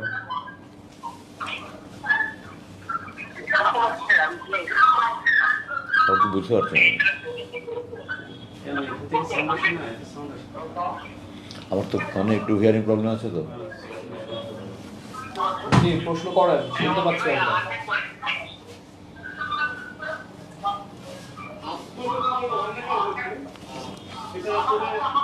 সাউন্ড আসতেছে এখানে। নাম নাম কোন চ্যানেল কোন? সেটা, আর দ্বিতীয়ত আপনাকে নতুন জীবনে ফিরে আসার জন্য স্বাগত। আমার দুটো প্রশ্ন। প্রথম প্রশ্ন হচ্ছে, স্বাধীনতা যুদ্ধে শহীদদের নিয়ে আপনি আজকে একটা জরিপের কথা উল্লেখ করেছেন। তা আমরা 30 লাখ বলে এতদিন যেটা জানতাম, জরিপে আপনি যে সংখ্যাটা উল্লেখ করেছেন সেটা, আমার প্রশ্ন হচ্ছে আসলে আপনি তো মুক্তিযুদ্ধ দেখেছেন কিংবা সে সময় আপনারা জানতেন, আসলে আপনার মন্তব্য কি সেখানে শহীদের সংখ্যা কত? এক। দ্বিতীয় প্রশ্ন হচ্ছে গিয়ে, আপনার বাবাকে মানবতা বিরোধী অপরাধে অভিযুক্ত করে শাস্তি দেওয়া হয়েছে, তার সম্পর্কটা আসলে ক্লিয়ার করতেন। তিনি যে কারণে তাকে অভিযুক্ত করা হয়েছে, তার যে অপরাধ, সে বিষয়ে আপনারা জানতে চাই। আচ্ছা, প্রথম প্রশ্নটা একটু আবার পরিষ্কার করে বলেন। 30 লক্ষ শহীদের ব্যাপারে কি বলতে চান? আসল সংখ্যা কত? সংখ্যা কত? স্বাধীনতা যুদ্ধের শহীদদের সংখ্যা নিয়ে আপনি যে মানে ইনফরমেশনটা যেটা দিলেন, জরিপের সংখ্যা, আমার প্রশ্ন হচ্ছে আপনার মতে স্বাধীনতা যুদ্ধের শহীদের সংখ্যা কত ছিল, সেটা হচ্ছে আমার প্রথম প্রশ্ন। এটা তো জরিপ ছাড়া বলা সম্ভব নয় ভাই। এটা আপনার 10ই জানুয়ারি শেখ সাহেব যখন এসে ঢাকায় নামলেন, তখন বিবিসির সাংবাদিক ডেভিড ফ্রস্টের কাছে বলেছে, এবং উনি স্পষ্ট বলেছেন, ডেভিড ফ্রস্ট সাক্ষাৎকার নিয়েছে এবং উনি স্পষ্ট বলেছেন, আপনারা দেখেন, আপনি 266 দিনের স্বাধীনতা এবং নুরুল কাদের বইয়ে পাবেন আপনারা, যে উনি স্পষ্ট বলেছেন একটা জরিপ হচ্ছে। তখন তাকে জিজ্ঞাসা করা হয়েছে যে আপনার অনুমান কত। তো শেখ সাহেব তো 10 তারিখে মুক্তি পেয়ে লন্ডনে ভারত থেকে হয়ে ঢাকায় এসছেন, ওনার তো তখন অনুমান করার কোনো সুযোগ ছিল, উনি তো জানতেনই না দেশে কী হয়েছে। তো ওনাকে কেউ একজন বলেছে 3 লাখ, উনি, আমি যতটুকু জেনেছি, এবং উনি 3 লাখটাকে, মানে বাংলায় যেমন লাখের পরে হাজারের পরে লাখ, উনি থাউজেন্ডের পরে মিলিয়নের মধ্যে যে পার্থক্য, হাজারের পর লাখের 2টা শূন্য আর থাউজেন্ডের পরে মিলিয়নের মধ্যে 3টা শূন্য, এইটার ওনার জানা ছিল না। এই কারণে উনি 3 মিলিয়ন বলেছেন। 3 লাখ টাকায় সেইভাবে 30 লাখ হয়ে গেছে। এটা 3 লাখটাও সঠিক সংখ্যা নিয়ে কিনা, 5 লাখ হোক 10 লাখ হোক, একটা সঠিক জরিপ হতে হবে। জরিপ না হয়ে একজন ব্যক্তির কথার উপরে একটা দেশের ইতিহাস তৈরি হতে পারে না, তিনি যেই হোক। আল্লাহর কথার উপরে, আল্লাহর নিজের অস্তিত্বের উপরে যেন আল্লাহ এতগুলো প্রমাণ দিতে পারে, রসুল যদি এরকম কথা বলতে পারে, তাহলে একজন ব্যক্তি, আমি ওনার ব্যক্তিগত জীবন নিয়ে আমি কথা বলতে চাই না, আপনার ওনার আত্মজীবনী পড়লে অনেক কিছু জানতে পারবেন। শেখ সাহেবের অসমাপ্ত আত্মজীবনী বইটা পড়ে দেখেন আপনি, উনি দেখেছেন, উনি 22 বছরে 3rd ডিভিশনে ম্যাট্রিক পাস করেছেন। এগুলো ওনার নিজের লেখা, আমার কথা না, আপনারা পড়ে দেখেন। যাই হোক, উনি 3 লাখ বলতে গিয়ে 3 মিলিয়ন বলেছেন, ওটা 30 লাখ হয়েছে। 3 লাখ হোক, 30 লাখ হোক, 3 কোটি হোক, একটা জরিপ ছাড়া এই ধরনের কোনো সংখ্যা প্রতিষ্ঠিত হতে পারে না, সেটা স্পষ্ট। সুতরাং আমার উত্তরে আর কোনো এখানে সন্দেহ থাকার অবকাশ নাই, এটা জরিপ হবে। এখনও 71 প্রজন্মের বহুত লোক আছে ওখানে, তখন বেঁচে ছিল। সারা বাংলাদেশে একটা আনুষ্ঠানিক জরিপ হয়ে এটা সরকার প্রবেশ করবে। আপনার দ্বিতীয় প্রশ্ন তো আপনিই বলে দিয়েছেন, এটা অপবাদ, তো আমার তো আর কিছু বলা থাকে না। উনি যদি কোনো অপরাধ করে থাকতেন, আপনারা যারা ট্রাইব্যুনালে, আমি ওনার পক্ষে সাক্ষী দিয়েছি, তারা 16-17 জন সাক্ষী দিয়েছে। ট্রাইব্যুনালের চেয়ারম্যান খোলা আদালতে বলেছে যে সরকার পক্ষ ওনার বিরুদ্ধে কোনো অভিযোগ প্রমাণ করতে পারেনি। আমি বিস্মিত যে একজন বিচারক এই কথা বলার পরে উনি বলেছেন যে উনি নিজে খতিয়ে দেখেছেন। বিচারক কি কোনো দিন অভিযোগ আসলেই তাকে মানে আসলে শাস্তি দিতে হবে এটা বিচারকের কাজ, নাকি বাদী পক্ষ প্রমাণ করতে পারলে বিচারকের কাজ? আমি আপনার কাছে প্রশ্ন রাখছি। বিচারকের কাজ হলো বাদী পক্ষ যদি প্রমাণ করতে পারে, যদি বাদী পক্ষ প্রমাণ করতে পারে তাহলে প্রমাণ রায় দিবে, না হলে খালাস দিবে। উনি খোলা আদালতে যারা ছিল, আপনি জিজ্ঞাসা করে দেখতেন, খোলা আদালতে বলেছে বাদী পক্ষ কিছু প্রমাণ করতে পারেনি, ওনার অভিযোগ প্রণীত হয়নি। কিন্তু উনি এটাও বলেছেন যে ওনারা তদন্ত করে দেখেছেন, কি তদন্ত করেছেন না করেছেন এটা কোনো পরিষ্কার নয় আমাদের কাছে। তো এটার উপর উনি রায় দেওয়া একটা হাস্যকর ব্যাপার। এটা একটা প্রহসনের ট্রাইব্যুনাল। এটার মধ্যে শুধু ইন্টারন্যাশনাল ক্রাইমস ট্রাইব্যুনালের মধ্যে শুধু ইন্টারন্যাশনাল শব্দটাই ইন্টারন্যাশনাল, আর কোনো কিছু ইন্টারন্যাশনাল নয়। আপনার ট্রাইব্যুনালের প্রথম চেয়ারম্যান ছিল যে নাসিম সাহেব, সম্ভবত আমার নামটা যদি ভুল না বলে থাকে, উনি যে স্কাইপ কেলেঙ্কারি করেছে এটা আপনারা জানেন। এবং উনি 91 সালের যখন জামাত বিএনপিকে সমর্থন দিল, আওয়ামী লীগ 3টা মন্ত্রী 7টা মহিলা এমপি পদ অফার করার পরেও তাদেরকে সমর্থন না দিয়ে জামাত বিএনপিকে সমর্থন দিল। তারপরে তারা আওয়ামী লীগ তাদের বি টিম দিয়ে তারা একটা ঘাতক নন কমিটিকে প্রতীক বিচার করলে, তারা রায় করলো। তখনও কিন্তু তারা ওনাকে যুদ্ধাপরাধী বলেনি, তারা ঘাতক বলেছে, সারা জীবন তারা ঘাতকই বলেছে। হঠাৎ করে তারা 1971-এ 30 বছর পরে কেন তারা এই মুক্তি নাম দিল, যুদ্ধাপরাধের নাম দিল? আমি চাই যুদ্ধাপরাধীদের বিচার হোক। আপনারা কেন 195 জন যুদ্ধাপরাধীকে বিনা অপরাধ মুক্তিতে ছেড়ে দিলেন? শেখ সাহেব যারা পাকিস্তানের অখণ্ড পাকিস্তানের পক্ষে ছিলেন, শেখ সাহেব তাদেরকে দালাল আইন করেছিলেন। কয়েকজনের বিচার করার পরে কোনো সাক্ষ্য প্রমাণ না পেয়ে উনি ওই আইন বাতিল নিজেই করে দিয়ে গেছেন। তারপর স্বাধীনতা এটার পর কী ধরনের তামাশা! আমি তো মনে করি এখানে বিদেশি চক্রের ষড়যন্ত্র আছে। আর ওনার বিরুদ্ধে এত তো প্রচারণা করার পরে ওনার যেই বর্ণাঢ্য জানাজা হয়েছে, এই দেশের মানুষ যে ওনাকে রাজকীয়ভাবে বিদায় করে দিয়েছে, এটা প্রমাণ করেছে এই দেশে উনি ইতিহাসের মুকুটহীন রাজা। আমি দৃঢ়ভাবে বলতে চাই, উনি ইতিহাসে বাংলাদেশের না, শুধু উনি একজন সর্বকালের, আমি বলবো না বিবিসি জোর করেছে সর্বকালের, এটা তো তার তামাশা। সর্বকালের ভবিষ্যতের কথা তারা জানে কেমনে? অদৃশ্যের মালিক আল্লাহ, গায়ে ভবিষ্যতের মালিক আল্লাহ। সুতরাং বিবিসি সেই সর্বকালে সর্বশ্রেষ্ঠ বাংলা জরিপ করেছেন, এটা হাস্যকর। তারা ভবিষ্যতের কথা বলতে পারে না, আজকে থেকে 100 বছর পরে কোনো ভালো বাঙালি হবে কিনা। তো বিবিসির মতো তো বলছেন কী করে এই ধরনের টাইটেল দিয়ে তামাশা করে আমি জানি না। কিন্তু আমি দৃঢ়ভাবে বলতে চাই, অধ্যাপক গোলাম আজম ইতিহাসের সর্বশ্রেষ্ঠ বাঙালি। উনি একজন মেধাবী ছাত্র, স্কুলে বরাবর ফার্স্ট হয়েছেন, এসএসসি থেকে মাস্টার্স পর্যন্ত উনি মেধা তালিকায় পাশ করেছেন। উনি ডাকসুর জিএস ছিলেন, উনি ফজলুল ভিভি ছিলেন, উনি রাষ্ট্রভাষা পাকিস্তান সরকারের কাছে আনুষ্ঠানিকভাবে উনি প্রথম ব্যক্তি ডাকসুর জিএস হিসাবে উনি পাকিস্তানের প্রধানমন্ত্রীর কাছে লিয়াকত আলী খানের কাছে ঢাকা ইউনিভার্সিটি বিশ্ববিদ্যালয়ের জিমনেশিয়ামের মাঠে ছাত্র জনতার তুমুল করতেন। উনি মেমোরেন্ডাম পেশ করেছেন। উনি ভাষা আন্দোলনের করতে গিয়ে 52 সালে জেল খেটেছেন, 48 সালে জেল খেটেছেন, 55 সালে ওনাকে জেল করা হয়েছে, ওনাকে চাকরি থেকে বহিষ্কার করা হয়েছে। তো ওনার অবদান এই দেশে গণতন্ত্র নেই। উনি যে 1951 সালে আপনার বিএনপি জামাত যদি বিএনপি আওয়ামী কাউকে মানে কোনো সমর্থন না দিত, তাহলে এই দেশটা গণতান্ত্রিক ক্রাইসিস হয়ে যেত। এই গণতন্ত্র থেকে উত্তরণের জন্য উনি বিনা শর্তে বিএনপিকে সমর্থন দিয়েছেন। অধ্যাপক গোলাম আজমের অবদানে দেশের রাজনীতিতে একদিন মানুষ এখন না বুঝলে বুঝবে। উনি ইতিহাসে শুধু সর্বশ্রেষ্ঠ বাংলাদেশের নামই বলুন, উনি যে সর্বশ্রেষ্ঠ বাংলাদেশে, ওনার মতো মেধাবী, ওনার মতো দূরদর্শী, ওনার মতো প্রাজ্ঞ এই দেশে আমরা অভাগা জাতি। আমার বাবা বলে বলছেন আমরা অভাগা জাতি, যে চোর বাটপার গুন্ডা বদমাশ এদেশ লুটপাট করেছে, এদেশ রাজনীতি করেছে, এই দেশ ক্ষমতায় থেকেছে। ওনার মতো একজন সৎ খাঁটি দেশপ্রেমিক ব্যক্তি এই দেশের মানে মানুষ আমরা সেবা পেলাম না ওনার। আপনি নিজে উত্তর দিয়েছেন, এগুলো সব অপবাদ। যারা ওনার অপবাদ করেছে, ওনার জানাজা, ওনার এদেশে ইতিহাস পৃথিবীতে সারা পৃথিবীতে প্রায় 4,000 জানাজা, কাবা শরীফের মধ্যে 100-এর মতো জানাজা হয়েছে। এই দেশের ইতিহাসে কেন, পৃথিবীর ইতিহাসে এত বড় জানাজা হয়েছে কেন আমি জানি না। ওনার লাশ নিয়ে যে বর্ণাঢ্য র্যালি হয়েছে, পৃথিবীর ইতিহাসে এরকম বড় র্যালি হয়েছে কিনা আমি জানি না। এটার মাধ্যমে যারা ওনার বিরুদ্ধে অপবাদ, তাদের গালে একটা জুতার বাড়ি লাগানো উচিত কথা।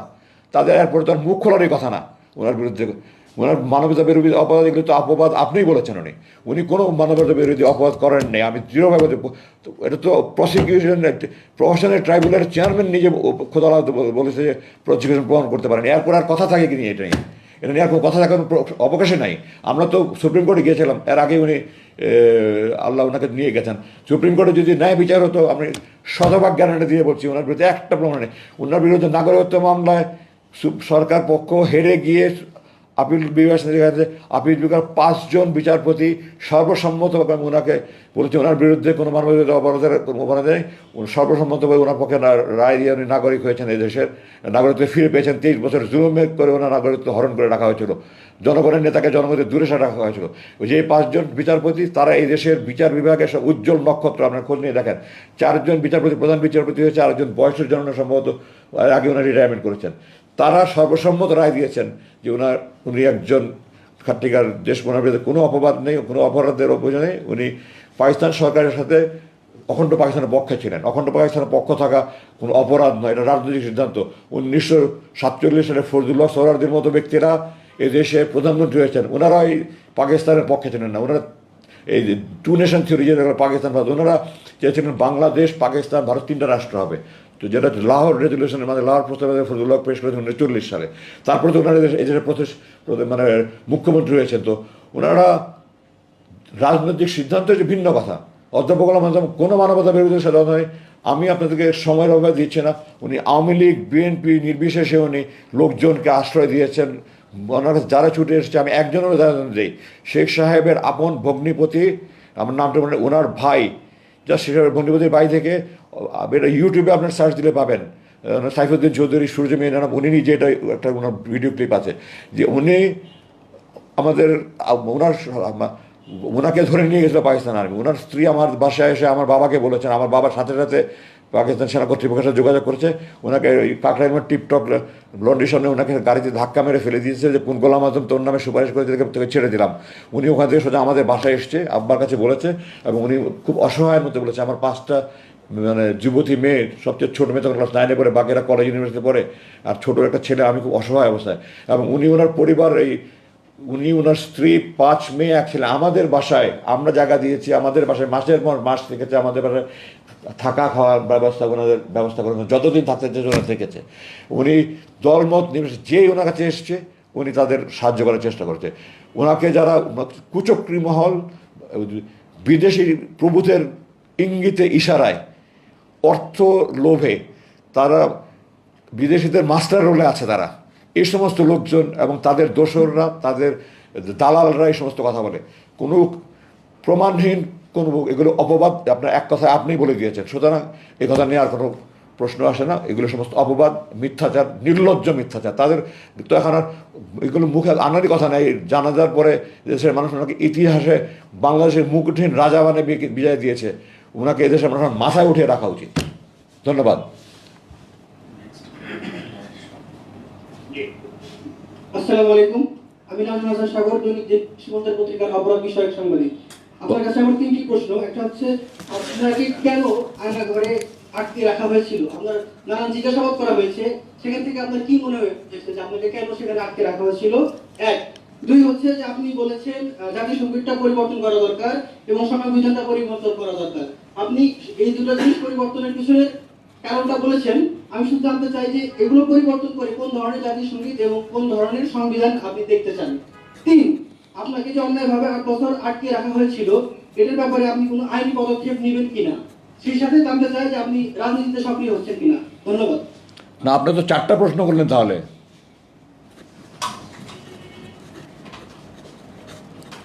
আচ্ছা, আমি আপনার একটা একটা করে জবাব দিয়েছি। আপনার প্রথম প্রশ্নের জবাব কিন্তু আমি প্রথমেই বলেছি, আমাকে আটকে রেখেছিল 2টা কারণে। 2টা কারণে। 1, আমার পৈতৃক পরিচয়। তার চেয়ে বড় কারণ, আমার মনে করেন জামাতের সঙ্গে আরও অনেক নেতার ছেলে আছে, আর কাউকে এইভাবে আটকে রাখেনি। মীর কাসেম আলী সাহেবের ছেলে, সে তার বাবার বিরুদ্ধে মামলার বিরুদ্ধে সে সোচ্চার ছিল ব্যারিস্টার হিসেবে, এটার জন্য তাকে কিন্তু জামাত ইসলাম আর অন্য কোনো নেতার ছেলে কিন্তু আটকে রাখেনি। তাদের বড় ভয় ছিল আমি ভারতের বিরুদ্ধে এত সোচ্চার, এটা তাদের বড় ভয়। তা আমি এখনও বলছি, আমি যে খাঁটি দেশপ্রেমিক হিসেবে এখনও বলছি, আমি সৎ প্রতিবেশী বন্ধু চাই, কিন্তু যে বন্ধু আমার ক্ষতি করে তাকে আমি শত্রু ছাড়া বন্ধু ভাবতে পারি না। শুধু আমি যতদিন ভারত বন্ধুসুলভ আচরণ করবে আমি তাকে বুকে জড়িয়ে ধরবো, কিন্তু ভারত যদি শত্রুর মতো আলোচনা করে আমি তাকে শত্রুই ভাববো এবং আমি তাকে শত্রুই বলে যাব, এবং এটাই আমার মূল অপরাধ। এবং ওখানকার নিচের লেভেলে আমাকে একজন বলেছে আপনি বিদেশি শক্তির গভীর ষড়যন্ত্রের শিকার। আমি তার পরিচয় জানি না, মুখ তো এইভাবে ঢাকা থাকে, কিন্তু আমাকে গোপনে বলেছে। এবং আমি দৃঢ়ভাবে আমাকে তারা নাহলে জিজ্ঞাসা করবে কেন আপনি ভারতের বিরুদ্ধে এত সোচ্চার কেন, এবং এই একটা প্রশ্ন করার সময় খুব ক্ষুদ্র প্রশ্ন করছে। তো আমার কোনো সন্দেহ নাই এটাতে যে আমার মূল অপরাধ আমি বিরোধের বিরুদ্ধে সোচ্চার, আমার মূল এটা হলো। দ্বিতীয়ত আমার বাবার পরিচয়, এ দুটা মিলে আমাকে আচ্ছা সংবিধান এবং জাতীয় সঙ্গীত, আমি জাতীয় সঙ্গীত আমি এই সরকারের উপরে ছেড়ে দিলাম, কিন্তু এই জাতীয় সঙ্গীত যেটা আছে আমাদের, এটা আমাদের স্বাধীন বাংলাদেশের অস্তিত্বের পরিপন্থী। আমি পরিষ্কার করে বলেছি, এটা দুই বাংলা এক করার জন্য এই এই জাতীয় সঙ্গীত এইটা রবীন্দ্রনাথ রচনা করেছিল বঙ্গভঙ্গ রদ আন্দোলনের সময়। গড়ের মাঠে সে এটা প্রথম উপস্থাপন করে, কলকাতা গড়ের মাঠে। তো যেই সঙ্গীত দুই বাংলা এক করার জন্য সঙ্গীত, এটা কি করে স্বাধীন বাংলাদেশের জাতীয় সঙ্গীত হতে পারে? এটা 1971 সালে ভারত আমাদের উপর চাপিয়ে দিয়েছিল এবং আমাদের অস্থায়ী সরকার প্রগতির হুকুমে এটা মেনে নিয়েছিল। এটার পরিবর্তন হওয়া দরকার। কোনটা হওয়া দরকার এটা নিয়ে সরকার কমিটি করুক। অনেক সুন্দর সুন্দর গান আছে আমাদের ধনধান্যে পুষ্পবাহার একটা সুন্দর গান আছে, এমন দেশটি কোথাও খুঁজে পাবে না একেবারে। তারপরে খাটিয়ে শোনার চেয়ে খাটিয়ে আমার দেশের মাটি একটা আছে, প্রথম বাংলাদেশ আমার শেষ বাংলাদেশ একটা গান আছে। যে বাংলা যেটাই হোক আমার কোনো আপত্তি নাই। আমার আপত্তি হলো বাংলাদেশকে তুলে ধরার জন্য এই জাতীয় সঙ্গীত বাংলাদেশের রাজীন্দ্রনাথ অস্তিত্বের পরিপন্থী, এটা বাদ দিয়ে সরকার একটা কমিটি হলো দেশপ্রেমিক সাংবিধানিক যে কমিটিভাবে সরকার ভালো মনে করে তাদেরকে যে কমিটি করে জাতীয় সঙ্গীত নতুন করে তৈরি করা উচিত। আর সংবিধান পরিবর্তনের জন্য তো এটা বিরাট ব্যাপার। সংবিধানটা মানবাধিকার পুনর্নিশ্চিত করতে হবে। সংবিধানে সশস্ত্র বাহিনীর সদস্যদের আইন তাদের বিরুদ্ধে অন্যায় হলে আইনের আশ্রয়ের কোনো সুযোগ নাই, এটাকে বাতিল করতে হবে। সশস্ত্র বাহিনীর সদীপ এখন আমার ধারণা মধ্যে 2 লক্ষের অধিক হবে, আরও অনেক বেশি হবে। আমি যখন নিয়ে গেছি তখন 2 লক্ষ, এর মধ্যে অনেক বৃদ্ধি পেয়েছে। তো আমরা কি মানুষ না?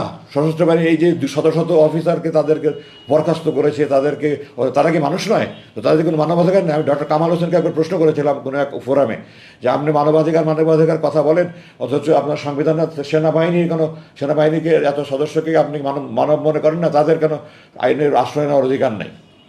উনি কোনো সদুত্তর দিতে পারেন নাই আমাকে। তো এই সমস্ত মানবাধিকার পরিপন্থী যত আইন আছে এগুলি বাতিল করে নতুন করে সংবিধান প্রণয়ন এবং এটা সংবিধানে এদেশের সকল ধর্মগোত্র নির্বিশেষে সকলের আবেগের প্রতিফলন হবে। আর যেহেতু আমরা মুসলিম দেশ, এখন 90 ভাগ, কেউ বলেন 92 ভাগ, কেউ 93 ভাগ, যতই হোক 90+ মুসলমান, এই মুসলমানদের একটা আল্লাহর আইনের বিরোধী কোনো আইন সংবিধানে থাকতে পারবে না। ওখানে আমাদের সংবিধানে একটা কথা আছে, জনগণ সার্বভৌমত্বের মালিক। জনগণ সার্বভৌমত্বের মালিক নয়, সার্বভৌমত্বের মালিক একমাত্র আল্লাহ। জনগণ যদি এখন আইন পাশ করে মদ খাওয়া হালাল, তাহলে কি মদ খাওয়া হালাল হয়ে যাবে? যদি এমপিরা 300 এমপি মিলে পাশ করে মদ খাওয়া হালাল, তাহলে কি আপনি মদ খাওয়া হালাল বলবেন? আল্লাহর আইনের বিরোধী কোনো আইন পাশ হতে পারে না, জনগণ সার্বভৌমত্বের মালিক হতে পারে না। সুতরাং সংবিধানে এটাও ইনক্লুড করতে হবে, আল্লাহর আইনের পরিপন্থী কোনো আইন এই সংবিধানে যেন সংসদের কোনো অধিকার থাকবে না। এই ধরনের একটা আইন সংযোজন করে একটা আমাদের মুসলিম চেতনার প্রতিফলন করে একটা আইন এখানে সংবিধান সংযোজন করে নতুন করে করবে। আমি তো সংবিধান বিশেষজ্ঞ নই, যারা বিশেষজ্ঞ আছেন তাদেরকে যে উচ্চ পর্যায়ের কমিটি করে করা হোক। আমার ব্যাপারে জানতে চেয়েছেন যে আমি আইনি প্রক্রিয়া নিব কিনা। আমাকে সেনাপ্রধান নিজে, আমি বলতে চাই, সেনাপ্রধান নিজে একটা কমিটি করেছেন এবং উনি নিজে আমার সাথে দেখা করে বলেছেন। এবং আমি আমার চাকরিতে এত উঁচু পর্যায়ের কোনো কমিটি দেখিনি, এমনকি বিডিআর হত্যাকাণ্ডে যে সেনাবাহিনী কমিটি, সেটাও অত উঁচু পর্যায়ে ছিল না। একজন লেফটেন্যান্ট জেনারেলের নেতৃত্বে, একজন মেজর জেনারেল, 3 জন ব্রিগেডিয়ার জেনারেল, 5 জনের সমন্বয়ে একটা কমিটি করেছেন। তাদের সাথে অলরেডি আমার 4 ঘন্টার মিটিং হয়েছে, অনেক ফলপ্রসূ আলোচনা হয়েছে এবং তারা আমাকে আল্লাহর নামে শপথ করে বলেছে তারা অনুরাগ বা বিরাগের বড় বসতি না হয়ে তার সত্য উদ্ধারণ করবে। আমি দৃঢ়ভাবে বিশ্বাস করি সেনাপ্রধান এবং এই কমিটি মিলে তার সত্য উদ্ধারণ করবে এবং আমি বিশ্বাস করি তারা এটা যথাযথ ব্যবস্থা করবে। এবং এটার বিরুদ্ধে তারপরে উনি সেনাবাহিনী আইনগত সেনাবাহিনী আভ্যন্তরীণ ব্যবস্থা করার পরে আমি চিন্তা করব যে এটা তো সেনাবাহিনী এটা করেনি, এটা প্রথম কথা। সরকার কোনো একটা বাহিনী দিয়ে করেছে, কোন বাহিনী করেছে এটা প্রশ্ন। এখন সরকার বিভিন্ন বাহিনী ছিল, আপনারা জানেন। জেনারেল হাসিনুর রহমান, কর্নেল হাসিনুর রহমান সম্ভবত 2 বছর আগে না 3 বছরের মুক্তি পেয়ে সে সম্ভবত আমাকে বলেছে যে সে ডিজিএফআই আয়না করে আমাকে দেখেছে। আমি জানি না, আমি তাদেরকে বলেছি তোমরা ফাইন্ড আউট করো। এবং সেনাপ্রধান আমাকে কথা দিয়েছেন যদি সে ডিজিএফআই করে থাকে তাহলে উনি অবশ্যই সংশ্লিষ্ট অফিসারদের বিরুদ্ধে আইনগত ব্যবস্থা নেবেন। তো আমি স্পষ্ট করে বলতে চাই, ডিজিএফআই কিন্তু সেনাবাহিনীর অধীনস্থ কোনো, এটা 3 বাহিনীর একটা সংগঠন। এটা সরাসরি প্রধানমন্ত্রীর অধীনে, সেনা প্রধানের কোনো নিয়ন্ত্রণ নাই এই বাহিনীর উপরে, নৌবাহিনী প্রধান বিমানের কারো নিয়ন্ত্রণ নাই। এটা 3 বাহিনীর অফিসারদের বা বিভিন্ন পদের সৈনিকদের সমন্বয়ে এটা গঠিত একটা সংগঠন, কিন্তু সরাসরি প্রধানমন্ত্রী, সামরিক উপদেষ্টা এবং ডিজিএফআই এই হলো চ্যানেল। সুতরাং এটার সাথে আপনার সেনাবাহিনীকে জড়িত করবেন না, প্লিজ সেনাবাহিনীকে বাইরে রাখেন। এখানে যারা অফিসার ছিল তারা যদি অন্যায় করে থাকে, সেনাপ্রধান সেনাপ্রধান আইনি ব্যবস্থা নেবেন। এবং তার পরবর্তীতে আমি সার্বিকভাবে এটার বিরুদ্ধে, আমার এই গুমের বিরুদ্ধে অবশ্যই যারা হুকুমদাতা, যারা উপদেশদাতা, পরামর্শদাতা, সবাই এটার জন্য শাস্তি পাবে। আমি এটার জন্য সরকারের কাছে আবেদন জানাই, আইনগত প্রক্রিয়া কীভাবে কী করবো না করবো এগুলি আমি আমার আদালতে, আমার আইনজ্ঞদের সাথে আলোচনা করে তারপরে আমার এটা সিদ্ধান্ত নিতে হবে। আপনি একটা প্রশ্ন এখানে করেছেন, 3টা প্রশ্ন করবো, আপনি 4র্থ প্রশ্ন ছিল যে আমি রাজনীতিতে সম্পৃক্ত হবো কিনা। আমি এখনও চিকিৎসাধীন, এই সমস্ত নিয়ে আমি এখনও কোনো চিন্তাভাবনা করিনি। আমি এগুলো নিয়ে চিন্তাভাবনা করার সুযোগ বহুত আল্লাহ দিবে, সময় দিবে, তখন আমি দেবো। আমি দেশপ্রেমিক, দেশের জন্য কাজ করতে চাই। আল্লাহ আমাকে যেভাবে কাজ করার সেভাবে কাজ করতে চাই। আমার আপনারা দোয়া করেন আল্লাহ যেন আমাকে দেশের জন্য, এদেশের মানুষের জন্য কাজ করার সুযোগ দেন এবং সাহায্য করেন। তো আমার অ্যাকচুয়ালি সেনাপ্রধানের সাথে আমার অ্যাপয়েন্টমেন্টের টাইম হয়ে গেছে। আপনার যদি খুব বেশি গুরুত্বপূর্ণ কোনো প্রশ্ন থাকে তাহলে বলতে পারেন, নাহলে আমাকে আজকে হয়তো এখানে আমি আবার আপনাদের সাথে কথা বলবো ইনশাআল্লাহ। আমি আশাবাদী। আমি আজকে অনেক সময় নিয়ে জেনেছি আপনাদের যদি খুব গুরুত্বপূর্ণ থাকে তাহলে আরেকটা লাস্ট প্রশ্ন করতে পারেন। আমার কোনো সমস্যার জন্য সেনাপ্রধানের সাথে যেহেতু আমি প্রতিশ্রুতি দিয়েছি যে ওনার ওখানে আমি যাব, এই জন্য আমার আর দেরি করা সম্ভব হচ্ছে না। আপনারা যদি খুব বেশি গুরুত্বপূর্ণ একটা প্রশ্ন করতে পারেন। ধন্যবাদ। শেষ প্রশ্ন আজকে। জি, আসসালামু আলাইকুম। আমার নাম আসাদ আবিদিন জয়, আমি বাংলা ট্রিবিউনে কাজ করি। বাংলা ভিশনে? আপনার কাছে আমার বাংলা ট্রিবিউন। জি, বাংলা ট্রিবিউন, জি সরি। জি, আপনার কাছে আমার 2টি প্রশ্ন। সেটি হচ্ছে যে আপনি কি জামায়াত ইসলামীতে যোগ দিবেন কিনা বা আছেন কিনা। আর দ্বিতীয় প্রশ্নটি হচ্ছে, আমরা জানি যে ট্রাইব্যুনালে আপনার বাবার সাজা হয়েছিল, সেই ব্যাপারে আপনাদের অবস্থান কি এবং এর বিরুদ্ধে বা এর বিপরীতে আপনারা কোনো ব্যবস্থা নেবেন কিনা। ধন্যবাদ।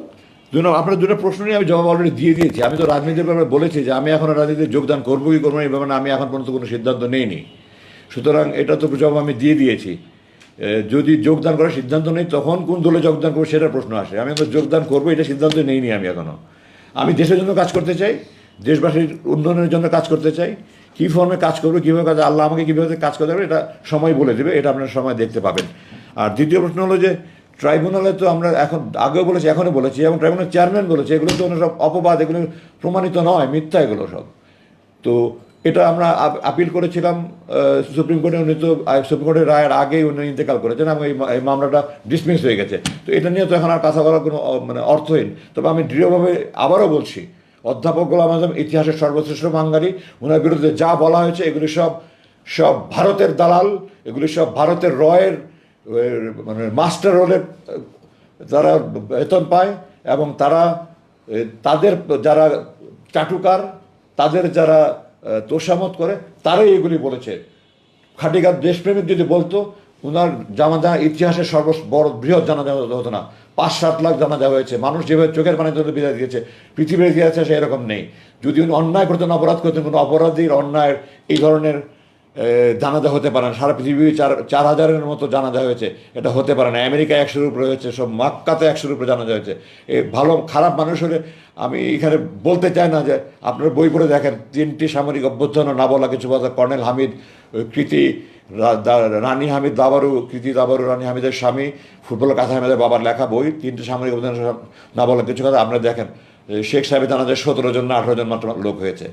তো একজন যদি মানুষ খারাপ মানুষ হয়, আল্লাহ কোনোদিন তার জানাজায় মানুষ যেভাবে কেঁদেছে, আপনার জানাজা দেখেন, ওটাই আপনাদের উত্তর বলে দেবে, আমার কিছু বলতে হবে না।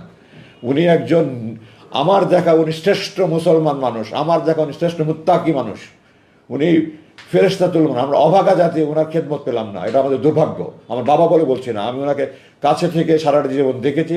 আমি একজন মানুষ হিসাবে বলছি, আল্লাহর নামে কসম করে বলছি, আমি অনুরাগের বশবর্তী আবেগের বশবর্তী কথা বলছি না, আমি একটা মানুষ হিসাবে বলছি। আপনারা যারা ওনাকে ব্যক্তিগত চেনেন তাদের কাছে জিজ্ঞাসা করে দেখেন। আর নাহলে এত প্রচারণা করে এত বড় জানাজা হবে কেন আমাকে আপনারা বলেন। সুতরাং এটা অবান্তর ইস্যু। এখন উনি ইন্তেকাল করেছেন এবং এই দেশের মানুষ প্রমাণ করে দিয়েছে যে এই দেশের মুকুটহীন রাজা, উনি ক্ষমতার লোভ নেই, মোহ নেই। উনি বহুবার মন্ত্রী, পাকিস্তান আমলে 2বার মন্ত্রী হওয়ার সুযোগ ছিল। 91 সালে উনি মন্ত্রী হয়ে সামরিক সমাজের সমর্থন দিতে পারতেন। উনি 2001-2000 সালে মন্ত্রী হতে পারতেন। উনি কোনোবারে মন্ত্রী হয়নি। উনি প্রতিবারই বলেছে আমি সরকারে থাকলে সরকারের অন্যায় আমি সমালোচনা করতে পারবো না, এই জন্য আমি সরকারের অংশ হয়ে কখনো থাকতে চাই না। নাহলে ওনার 4বার সুযোগ ছিল, উনি মন্ত্রী হননি। 1969 সালে আইএমের পতনের পরে ইয়াহিয়া খান ক্ষমতা নিল, মন্ত্রী করলেন মোমেনায়েম খানকে সরিয়ে এম এন হুদা নামে এক ভদ্রলোকে উনি মন্ত্রিত্বের শপথ নিয়ে আমাদের বাসায় এসে আব্বাকে অনুরোধ করেন আপনার যে কোনো মন্ত্রণালয়ে আপনি আমাকে সাহায্য করেন। আব্বা ওনাকে বিনয়ের সাথে বলেছেন যে আমি সরকারের অংশ হয়ে গেলে আমি সরকারের অপকর্ম সমালোচনা করতে পারবো না, আপনারা ক্ষমা করবেন। উনি ক্ষমতার অংশে হয়নি। তো আশা করি আপনি আপনার প্রশ্ন পেয়ে গেছেন, উত্তর পেয়ে গেছেন। ধন্যবাদ। তো আপনাদের কাছে আমি আজকে বিদায় চাই। আমার এখান থেকে আর কোনো প্রশ্ন নেই, আর কোনো প্রশ্ন নেই। আচ্ছা, এখান থেকে আর কোনো প্রশ্ন নেই। আচ্ছা, ধন্যবাদ। আমার সেনাপ্রধানের 1টার মধ্যে পৌঁছার জন্য আমি বলেছিলাম, তো এখন তো দেরি হয়ে যাবে। ওনাকে ফোন করে দুঃখ জানিয়ে আমি এখনই রওনা হতে হবে। আপনারা দোয়া করেন আমার জন্য। আমি আপনাদের কাছে, সমস্ত দেশবাসীর, সমস্ত বিশ্বের সমস্ত বাঙালি মুসলমানদের কাছে, সমস্ত মুসলমানদের কাছে আবেদন জানাই, যত রকম যত অন্যায় জুলুম যেখানে যা হচ্ছে সেগুলোর যেন প্রতিকার হয়। আমাদের দেশ যেন আমরা সুখী সমৃদ্ধি বাংলাদেশ সবাই ঐক্যবদ্ধভাবে গড়ে তুলতে পারি। আসুন আমরা সবাই মিলে কাজ করি। আমি আমার জান দেওয়ার জন্য প্রস্তুত আছি। আমার পরিবারের পক্ষ থেকে, আমার সবাই পক্ষ থেকে আমি বলছি, আমরা আমাদের চাকরি আমরা করবো ইনশাআল্লাহ। এই প্রতিশ্রুতি দিয়ে আমার বক্তব্য শেষ করছি। ধন্যবাদ। আসসালামু আলাইকুম।